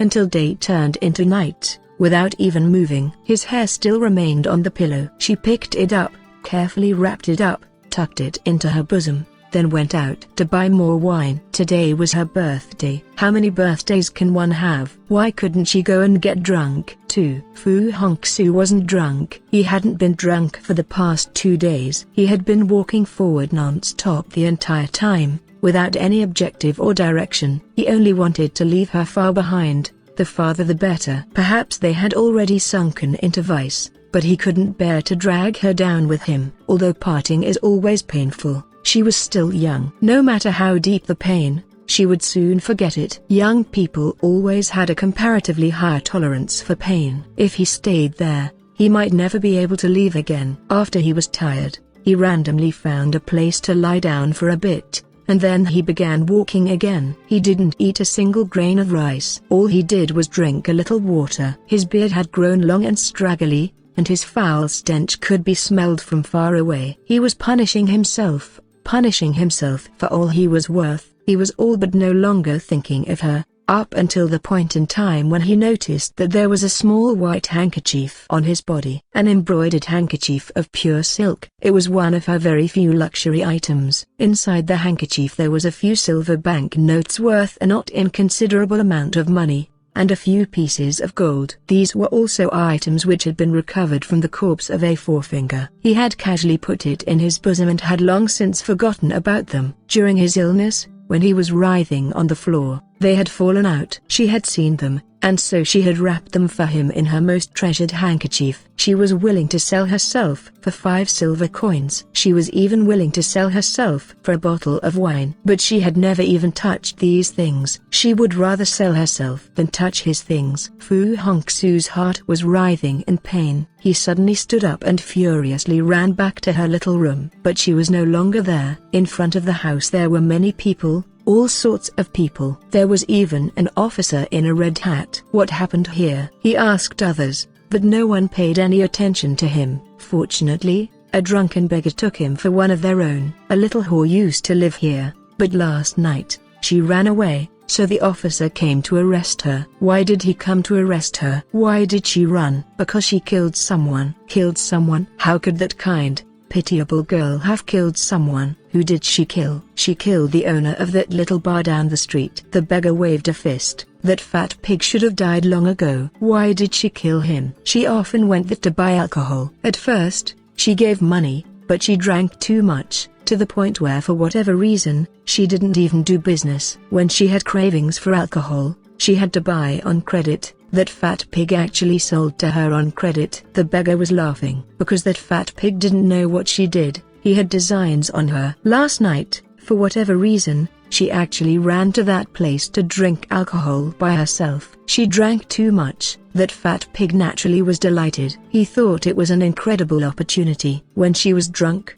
he tried to force himself on her. No one would have imagined that although she sold smiles, she simply refused to let that fat pig touch her. She actually pulled out a butcher's knife on the counter and cut that fat pig's head in half with one blow. He still wanted to keep talking, but the listener had disappeared. The beggar could only bitterly laugh while mumbling to himself, "There's a bunch of weird stuff in this day and age. A whore who would rather kill someone than take off her pants. Isn't this ridiculously amusing?" Naturally, he thought this was extremely funny. But if he knew the truth of the matter, he too most likely would have cried his eyes out on the ground. Fu Hongxue did not cry, did not shed tears. The wine store across the street was preparing a funeral. He rushed in, grabbed a pot of wine, wrecked the store, then drank all of the alcohol in one gulp before collapsing in one of the gutters of the alleyway.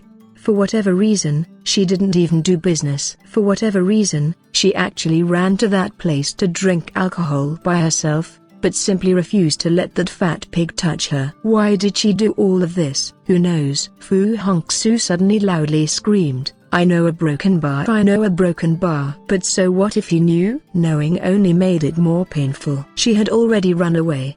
But where could she run off to? At most, she could run from this bog to the next bog, an even filthier bog. Fu Hongxue wanted to drink even more. He wasn't drunk yet, because he could still think about this. Who did Minai Uxin and Yan Nanfei die for? Who did Xiaoting run away because of? He forced himself to crawl to his feet, rushed out of the alleyway, charging out just as a horse galloped by. The horse neighed in shock, and the horseman cursed him out. A whip struck down at him like a poisonous snake. Fu Hongxue grabbed the whip with a flip of his hand. He was wildly drunk. Stinking drunk. He had already tortured himself until he no longer bore any resemblance to a human. But he was still Fu Hongxue. The rider tugged on the whip with force. No one could seize anything from Fu Hongxue's hand. With a puffing sound, the whip snapped. Fu Hongxue was still standing, but the rider fell down from his saddle. But his reflexes weren't slow, and so as he fell down, he somersaulted in midair. The galloping horse continued to charge forward,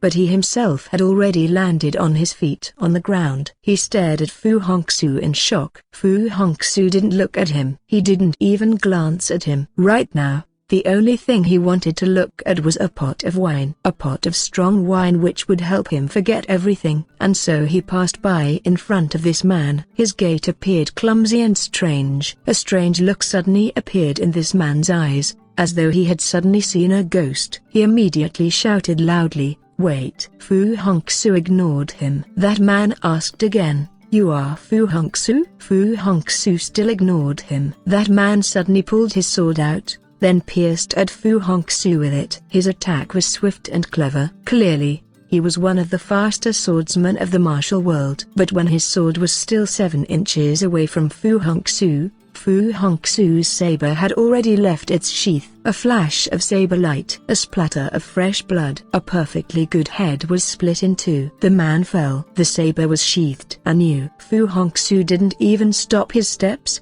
didn't even look at that person. 3. It was already very late at night, but there were still plenty of people in this small wine house, because anyone who came inside was not allowed to leave.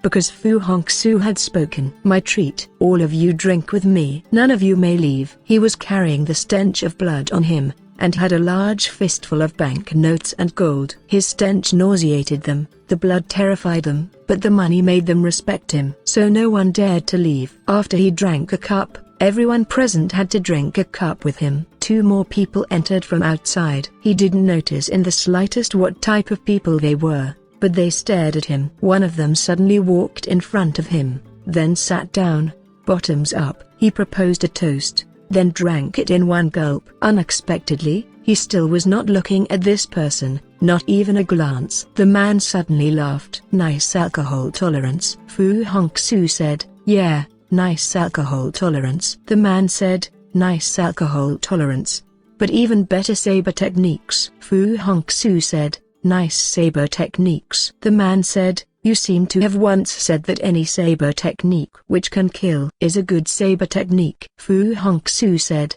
did I say that? The man nodded, then suddenly asked, do you know who you just killed? Fu Hongxue said, did I kill someone just then? Who did I kill? The man looked at him, eyes filled with laughter, a laughter which could cause someone to wake up in the middle of the night. You killed your elder brother-in-law. Fu Hongxue wrinkled his forehead, as though trying as hard as he could to remember how he might have an elder brother-in-law. This man immediately reminded him, have you forgotten that you are already a married man? Your wife's elder brother is your elder brother-in-law. Fu Hongxue thought for a long time again, then nodded, then shook his head. He seemed to understand, and yet not understand. The man suddenly pointed at the person he had come in with. Do you know who she is? It was a woman. She was standing far away at the bar counter, coldly staring at Fu Hongxue. She was very young and very beautiful, with raven-like hair, and shining eyes. She was the type of daughter which every parent dreamed of having,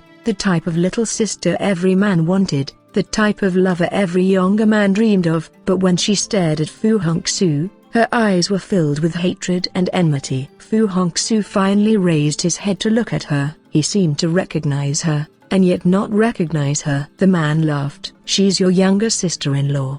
He was afraid that Fu Hongxue wouldn't understand, and so explained, your younger sister-in-law would be your wife's younger sister, and your elder brother-in-law's younger sister. Fu Hongxue began to drink again, as though he had become confused by those words, and had to drink a cup of wine before becoming sober. That man asked again, do you know what she wants to do right now? Fu Hongxue shook his head. The man said, she wants to kill you. Fu Hongxue suddenly let out a sigh. He mumbled, why does everybody want to kill me? The man laughed again. Your words are totally correct. There are 13 people in this room. At least 7 are here to kill you.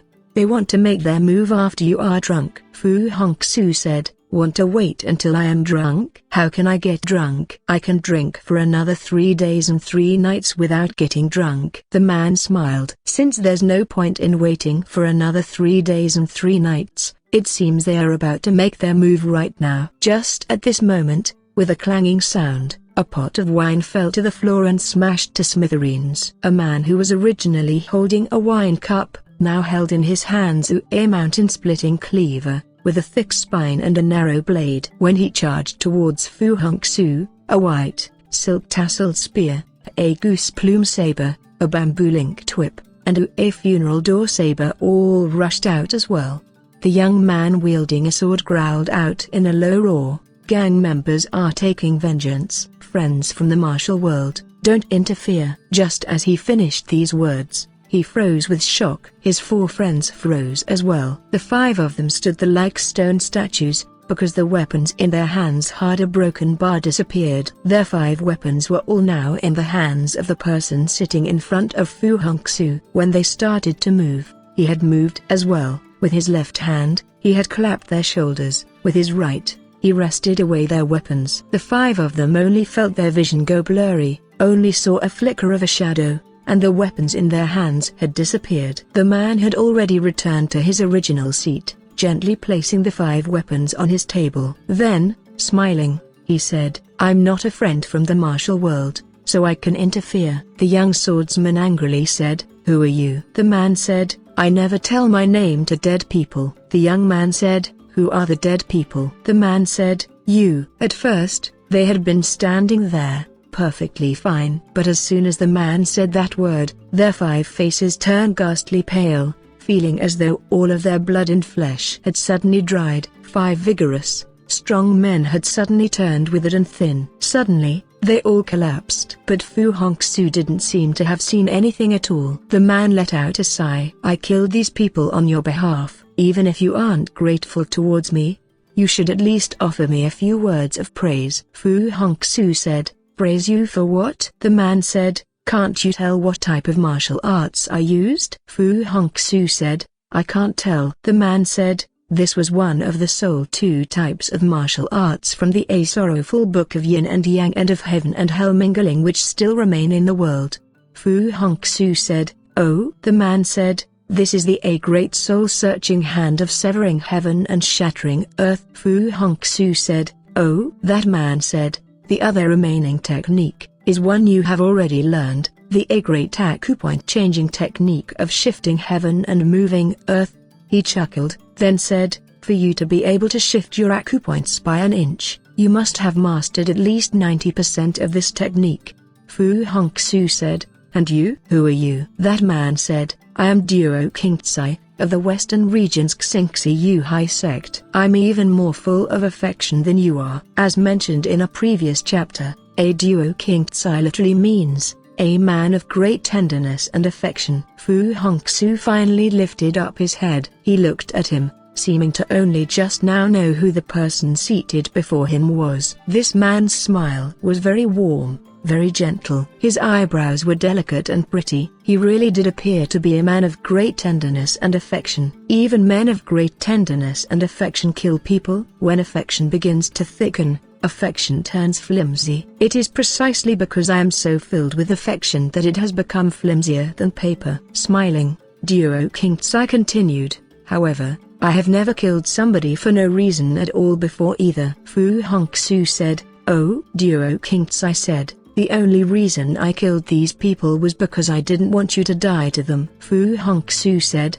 "Why?" THxChemSci said, "Because I want you to die to me." Fu Hongxue said, "You really want to?" THxChemSci said, "I want to so much, I would die for it." The girl who was standing far away by the counter suddenly said, "Because if he kills you, I will marry him." THxChemSci said, "Look, I'm already 35 years old, but I still haven't taken a wife. Naturally, I have no children neither. There are 3 ways one can be unfilial to not produce an heir is the greatest. You can't expect me to be an unfilial person, can you?" That young woman interjected, "He won't." THxChemSci said, "How do you know?" The young woman said, "I've seen him strike on 3 separate occasions. His saber originally really did seem to be possessed by ghosts." THxChemSci said, "How about now?" The young woman said, "Now, the ghosts in his saber have instead entered his heart." THxChemSci asked intentionally, "Why did they go there?" The young woman said, "2 things." THxChemSci said, "Wine and women?" The young woman nodded. "Because of these 2 things, he had all but died once in the past as well." THxChemSci said, "But he didn't die." The young woman said, "Because he has a good friend." THxChemSci said, "Ye Kai?" The young woman let out a sigh. "Unfortunately, no one knows where Ye Kai has gone." THxChemSci said, "Then right now, he's definitely in a perilous situation?" The young woman said, "Extremely perilous." THxChemSci said, "Do you think I can receive his saber blows?" The young woman chuckled. "You can even capture real ghosts with your A great soul-searching hand, much less a saber which no longer has ghosts in it." THxChemSci said, "Even if I can catch his saber, wouldn't my hand break?" The young woman said, "It won't." THxChemSci said, "Why won't it?" The young woman said, "Because your catching techniques are very clever. Your hand won't even touch the blade of the saber, and your other hand will have caught his soul." THxChemSci said, "So what you are saying is, This man is doomed. The young woman said, he still has a little bit of hope. THxChemSci said, what hope? The young woman said, so long as he tells us two things, we won't even touch him. THxChemSci said, which two things? The young woman said, where is the peacock plume? Where is the sorrowful book of yin and yang and of heaven and hell mingling? THxChemSci said, if he had the peacock plume, or if he had mastered the arts in the sorrowful book, we would be doomed. The young woman said, perhaps his hands are no longer steady enough, and he is no longer able to use the peacock plume. Perhaps, despite him learning the great acupoint-changing technique of shifting heaven and moving earth, he is not able to learn the other skills. THxChemSci laughed. Judging by the look of things, he really doesn't seem to be capable of learning other martial arts. The young woman laughed as well. Now, the only skill he can train in is drinking. THxChemSci laughed. But he seems to have trained this skill quite well. The young woman said, unfortunately, the only thing this type of martial arts can do is to turn him into an alcoholic, a dead alcoholic. Every single word they said was like a needle. They wanted to pierce his heart with every single one of these needles, to make him suffer, to make him weak, to make him collapse. Unfortunately, it seemed as though all of these needles had pierced a stone, because Fu Hongxue didn't react at all. He was already totally numb. The distance between being numb and collapsing is not great. The distance between collapsing and death is not great either. THxChemSci let out a sigh. From the looks of it, it seems he's made up his mind not to talk. The young maiden let out a sigh as well.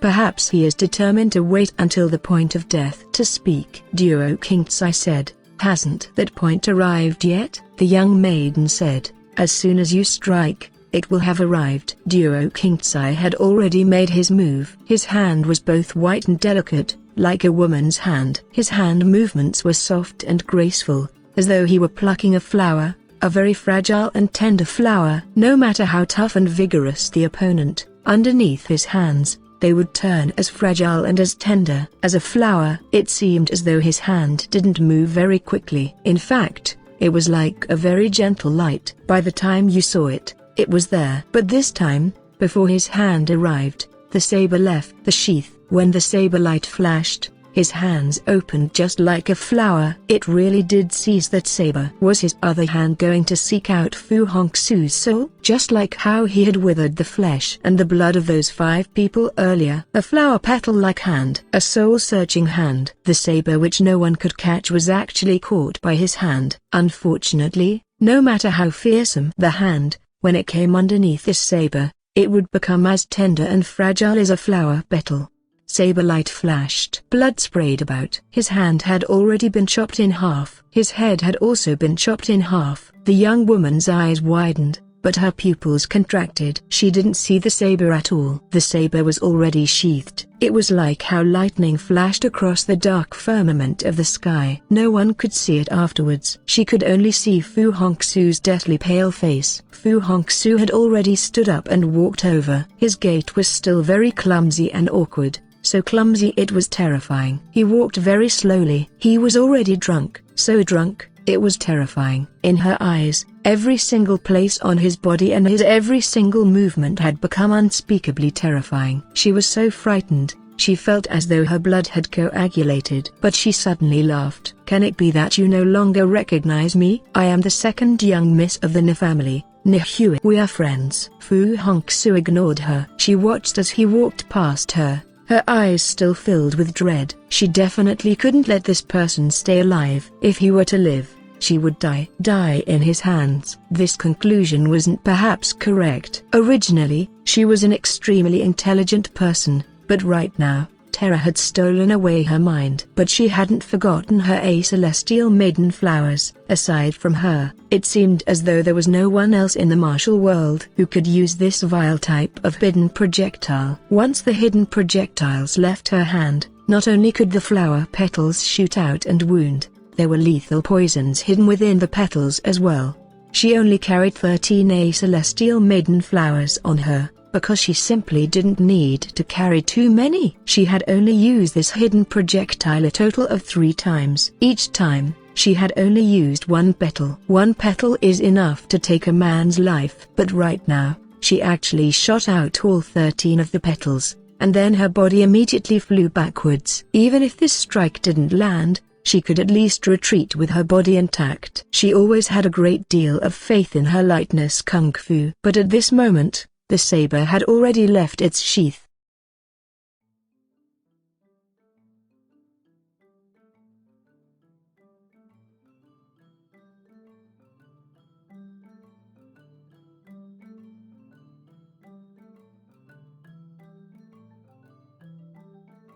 Chapter 19, Executioner. A flash of saber light, a splash of blood. She saw the flash of saber light. She even saw the splashing blood. The pearls of blood seemed to splash out from between her eyes. When she saw these pearls of blood, it was as though she had seen her own ghost, or seen her two legs leave her body and then give her a kick. She even felt as though her left eye could now see her right eye. Who can truly understand her feelings? Nobody. Only living people can understand other people's feelings. A dead person's head definitely can't hold these thoughts, because it has already been chopped in half. A person whose head had been chopped in half originally shouldn't be able to see anything, unless the saber was simply too fast. When the saber blade chopped down, the sense of vision hadn't died yet. She could still see what happened in that split second. This very last split second. How long is a split second? There are 60 split seconds in the snap of a finger. The strange thing was, the last split second before a person dies, they can think of some things which they normally wouldn't think through in an entire day and night. Right now, nobody knew what she was thinking, and she naturally would never be able to say it. Niping, 33 years of age, the second son of Nibofeng, a master of the Pavilion of Hidden Treasure. He wielded a long sword. He was one of the more famous quick swordsmen of the next generation of martial artists. He was single and had never wed. After the Ni family garden had been destroyed, he often stayed with the famous prostitute, Baiyu, in her courtyard of jade fragrance. On April 19, Fu Hongxue killed Niping Nihue, 20 years old, the second daughter of the master of the Pavilion of Hidden Treasure, intelligent and resourceful, with extremely high skills in lightness kung fu. She alone practiced the overpowering hidden projectile skill, a celestial maiden flowers. She had killed 3 people. She was single and had never wed. On April 19, Fu Hongxue killed Nihue-THxChemSci, 35 years old. Originally, his surname was Ahu. His background was unclear, but he entered the Xingxi sect in his infancy. Even as a youth, his martial arts proficiency was very high, and the great soul-searching hand of severing heaven and shattering earth was one of the 7 great secret skills of the martial world. He had killed an innumerable number of people. He was single and had never wed. Before March had ended, he had evilly killed 6 married women. On the night of April 19, Fu Hongxue killed Duo Qingci Liuxi, 40 years old. He had robbed and plundered the lands west of the river. He wielded a saber and thought very highly of himself. He considered himself the best saber wielder in the world. He was single and had never wed. On April 21, Fu Hongxue killed Liuxi Yang Wulu, 44 years old, the cousin of Yang Wuji, a master of the White Clouds Temple. A disciple of the Kunlun sect, he had a very high attainment in the 18 stances of the Flying Dragon. He was very narrow-minded, and would definitely take vengeance when slighted. He really rather had Yang Wuji's attitude of abstain from nothing when killing.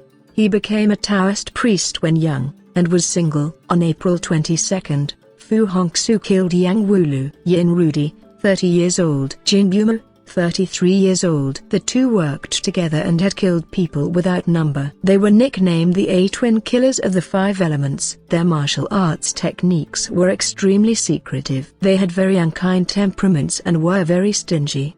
By this year, they were fabulously wealthy. Yin Rudi was a lecher. Jin Yuma was castrated at birth. On April 23, Fu Hongxue killed Yin Rudi, Jin Yuma, Zhujuan, 50 years old. He was the Buddhist disciple of Guangxi's A1 Sabre Luo. He was unfeeling and skeptical, and loved to kill people. He had long since become a widower. He had married 3 times, but all 3 of his wives had died to his saber. No children. On April 24, Fu Hongxue killed Zhujuan, a flower branch, THxChemSci, 29 years old, a rapist and an expert in using knockout drugs. He was single and had never wed. On April 25, Fu Hongxue killed THxChemSci. There was a great deal of material left in the thick folder in front of him. It had all been obtained from various places by the two men in front of him. He only flipped a few pages. Then he no longer read. One of the two standing in front of him was ureshii,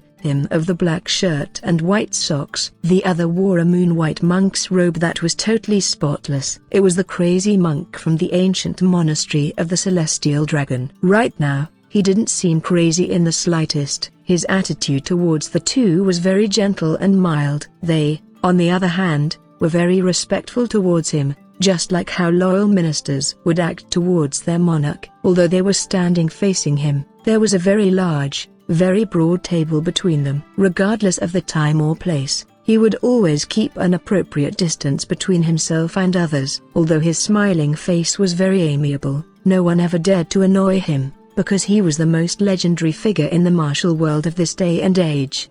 He was Hongxue. The room was tasteful and secluded. Every single item had been selected with the greatest care and placed in the most suitable place. But there weren't many things on the table. Aside from that folder, there was only a long sword wrapped in yellow silk. From outside the window, the shadows of flowers flickered about. No voices could be heard, and there were only the three of them inside. When he wasn't speaking, they didn't even dare to breathe too loudly.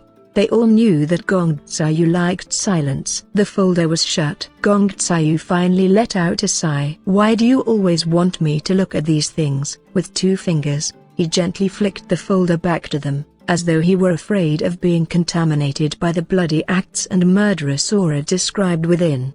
Only then did he continue, "Why don't you directly tell me, how many people has he killed over these past few days?" Wu Hua looked at Ureshii. Ureshii said, 23. Hongxue wrinkled his forehead. 17 days, 23 people? Ureshii said, yes. Hongxue sighed. Hasn't he killed just a little too many people? Ureshii said, it is too many. Hongxue said, I hear that your chess buddy, Yang Wuji, also had his hand chopped off by him. Ureshii said, yes. Hongxue chuckled. Fortunately, one can still play chess with his left hand. Ureshii said, yes. Hongxue said, did Yang Wulu seek out Fu Hongxue in order to get revenge for his cousin? Ureshii said, yes. Hongxue said, Liu Oxi naturally fought in order to compete to see whose saber was faster. Ureshii said, yes. Hongxue said, why did Zhuan kill all 3 of his wives? Ureshii said, because they smiled once at other men. Hongxue said,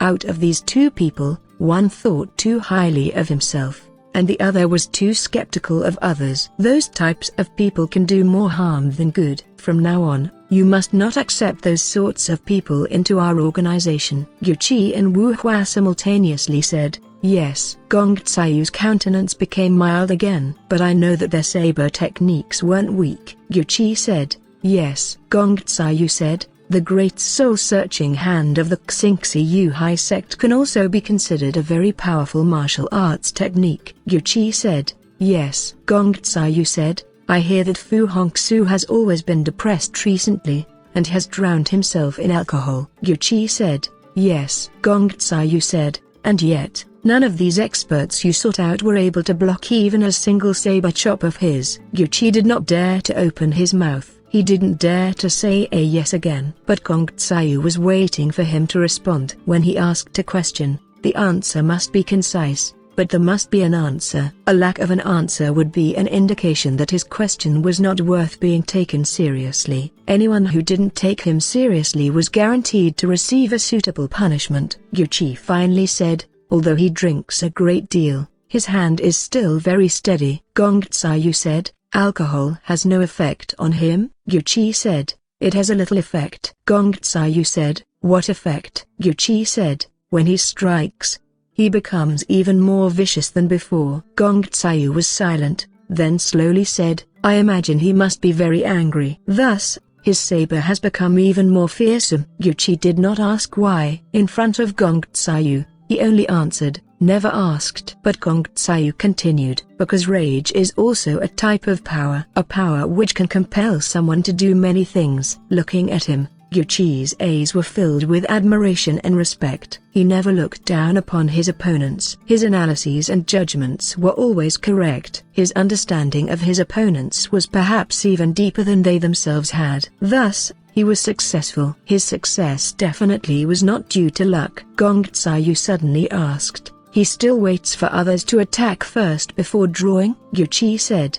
Yes. Hongxue let out another sigh. This is the most fearsome point of all. A man who can gain mastery after his opponent launches the first strike is definitely much more fearsome than a man who gains the advantage after taking the initiative. Yuqi said. Yes. Hongxue said. Do you know why? Yuqi said. Because when one launches an attack, right at the point when he is about to attack but hasn't yet, his power is at the softest point. His saber severs the opponent's life at precisely that moment. Hongxue said. Can anyone else do this? Yuqi said. They cannot. Hongxue said. Why? Yuqi said. Very few people besides him are capable of seizing that brief, transient moment. Hongxue smiled. It seems your martial arts have improved. Yuqi said. Just a bit. He didn't dare to be too modest. His words were honest. In front of Hongxue, no matter who you are, you must speak the truth. Hongxue's smile became jubilant. Do you want to test his saber and see how fast it is? Yuqi said. No, I don't. Hongxue said. You know you aren't his match? Yuqi said. To my understanding, there are only two people who can stop him. Hongxue said. One of them is Ye Kai? Yuqi said. Yes. Hongxue said. The other one is me? Yuqi said. Yes. Hongxue slowly stood up. He walked to the window and pushed the screen open, causing the fragrance of the garden to rush towards his face. He stood there quietly, not moving, not speaking. Yuqi and Tehua didn't dare to move either. After a long time, he slowly said, I'm afraid there's something you don't know. Yuqi still didn't dare to ask. Hongxue said, I don't like killing people. In my entire life, I have never personally killed anyone before. Yuqi wasn't surprised. Some people didn't need to personally kill. Hongxue said, nobody can stop him. At most, I can kill him. Because he himself was like a saber, a steel saber. You can break him, but you definitely can't make him bend. Hongxue said, but right now, I don't want to make an exception and kill him, because he still had misgivings. His incomparably noble,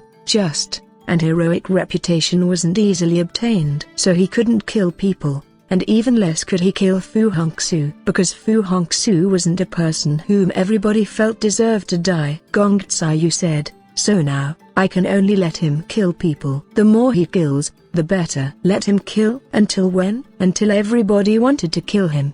Until he went mad. Hongxue said, so now, we can still give him some more provocations, and let him kill a few more people. Turning around, he looked at them. We can even give him some people to kill. Yuqi said, I will make arrangements. Hongxue said, what type of people do you plan to arrange for him to kill? Yuqi said, the first is Xiao Sawu. Hongxue said, why have you chosen this person? Yuqi said, because this person has already changed. Hongxue said, I think you can definitely arrange for some more interesting people for him to kill. Smiling, he slowly continued, right now, I've already thought of the most interesting person. The scent of flowers filled the garden. His two hands resting on his back, Hongxue strolled about the garden. He was in a very good mood. He believed that his subordinates would definitely complete the task he had given them. A task to kill people. But he himself never killed people. Never. A peaceful night, a deep night. Fu Hongxue couldn't sleep. Although staying awake was painful,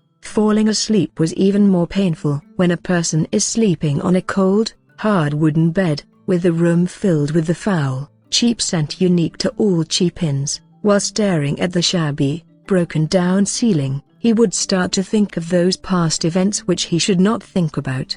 Wanderers without roots, who can understand your sorrow and your pain. He would rather have his spirit roam around in the darkness. Some windows were still lit. What were the people inside doing? Why hadn't they slept yet? Had a husband and wife awoken from their happy exhaustion, and were making boiled rice stews from leftover dishes from last night's dinner? Was it, perhaps, that the child had awoken in the middle of the night, and so the parents could only light a lamp and help him change his diapers? Although this lifestyle is simple and dull, the pleasure within it was something which a type of person like Fu Hongxue would never enjoy. Hearing the cries of the child, his heart once again began to ache. He wanted to drink again. Although alcohol couldn't solve any problems, it could at least make one temporarily forget them. A dim light flickered in the alleyway ahead of him. A tired, depressed old man was drinking alcohol by himself underneath a dim light. He had already owned a stall here for 35 years. He was busy very early each morning, purchasing the cheapest of bones to boil stew with, stewing some vegetable dishes which everyone could eat with the alcohol. He would set up his stall at dusk, and keep it open all the way until early morning, before dawn. In the past 35 years, his lifestyle had never changed. His sole pleasure was waiting until late night, when the customers were fewest, and then drinking a little wine by himself. Only after drinking a little wine could he enter a world which totally belonged to himself. A peaceful, beautiful world. A world where there definitely wasn't people who devoured other people. Although this world only existed in his imagination, he thought it was pretty decent. If a man can at least preserve a few illusions, then that would be pretty decent. Fu Hongxue arrived beneath a dim light. Give me 2 gin of wine. So long as it would make him drunk, any type of alcohol was fine. In front of the stall, there were only 3 shabby, worn-out tables. Only after seating himself did he notice that he wasn't the only customer. There was another, a big, burly fellow who was originally eating a large bowl of noodles and drinking large bowls of wine. But at this moment, he stopped and stared in surprise at Fu Hongxue. He recognized this pale-faced diseased sot. He once had some suffering from this diseased sot, in the small room of the girl who wore jasmine flowers. Feeling a bit tipsy, he actually walked over. Smiling, he said, I didn't imagine that you liked alcohol as well. For you to be coming out here this late at night and drinking by yourself, you must have really good alcohol tolerance. Fu Hongxue ignored him. The big fellow said, I know that you detest me, but I admire you. You look like a diseased sot, but you are actually a real man. Fu Hongxue still ignored him. Even if he had thicker skin, he still couldn't not leave. But unexpectedly, Fu Hongxue suddenly said, sit. Even if a person has long since become accustomed to being alone, sometimes he will still feel very miserable. He suddenly wished that someone could keep him company. Any type of person would do. In fact, the more vulgar, the more ignorant the person, the better, because that sort of person couldn't touch the pain in his inner heart. But the big fellow looked absolutely delighted, immediately sitting down and calling for alcohol in a loud voice. Chop another pig's tail and 2 more duck heads. He laughed again. Too bad the duck heads have already been chopped in half by someone long ago. If I had the chance to do the chopping, I would definitely have done it more neatly and tidier. The old noodle seller was also a bit tipsy. He glanced sideways at the big fellow. You often chop off duck heads? The big fellow said. Duck heads, human heads. I often chop off both. Clapping himself on the chest, he said, I'm not boasting when I say that my skill at chopping off heads is the best for hundreds of li around. The old man said, what is your job? The big fellow said, I am an executioner. My prefecture is County 13, and I am the #1 executioner. If someone wants me to chop off their head, they at least have to give me 100 or sotels. The old man said, you are going to chop someone's head off, and yet they are going to give you silver? The big fellow said, if they don't give enough, I won't do it. The old man said, based on what? The big fellow stretched out his giant palm. Based on these 2 hands of mine, and that extremely heavy demon-faced saber of mine. He pantomimed chopping someone's head off. When I chop downwards, sometimes the executed doesn't even know that his head has fallen off. The old man said, if they stretch their neck off, they get the axe. If they shrink, they still get the axe. Why should people pay you? The big fellow said, because a short period of pain is better than a long period of pain. If I am the chopper, they will die cleanly. The old man said, what? So other people aren't able to come up with a way to chop heads off with a saber? The big fellow said, do you still remember the young fellow I came here with last time? The old man said, how is he? The big fellow said, he's also an executioner. In order to train in this line of work, He used watermelons as heads for practice. He practiced for many years before finally feeling confident. When he came, he didn't think much of me at all. The old man said. Afterwards, the big fellow said, it wasn't until the first time he went to the execution ground that he realized something was wrong.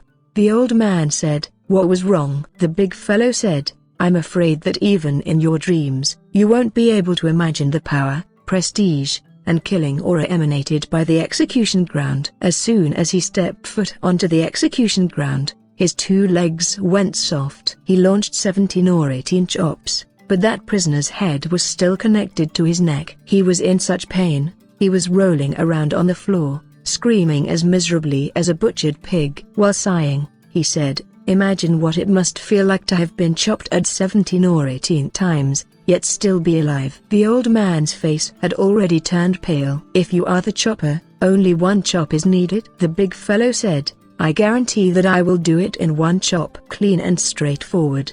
The old man said, can it be that there is a type of learning needed to chop heads? The big fellow said, the learning inherent in this sort of business is very great indeed.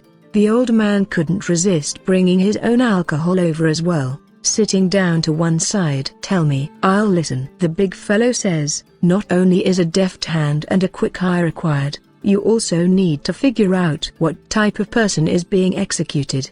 The old man said, why? The big fellow said, because some people were born with great courage. When the saber draws near, their spines are still stiff and straight. They won't shrink their neck in either. Chopping this sort of person is the easiest. With an audience, his words became an even more willing narrator. But the bones of some people go limp as soon as they step foot into the execution ground. The crotch of their pants is filled with piss and shit, and you can't even pull them up.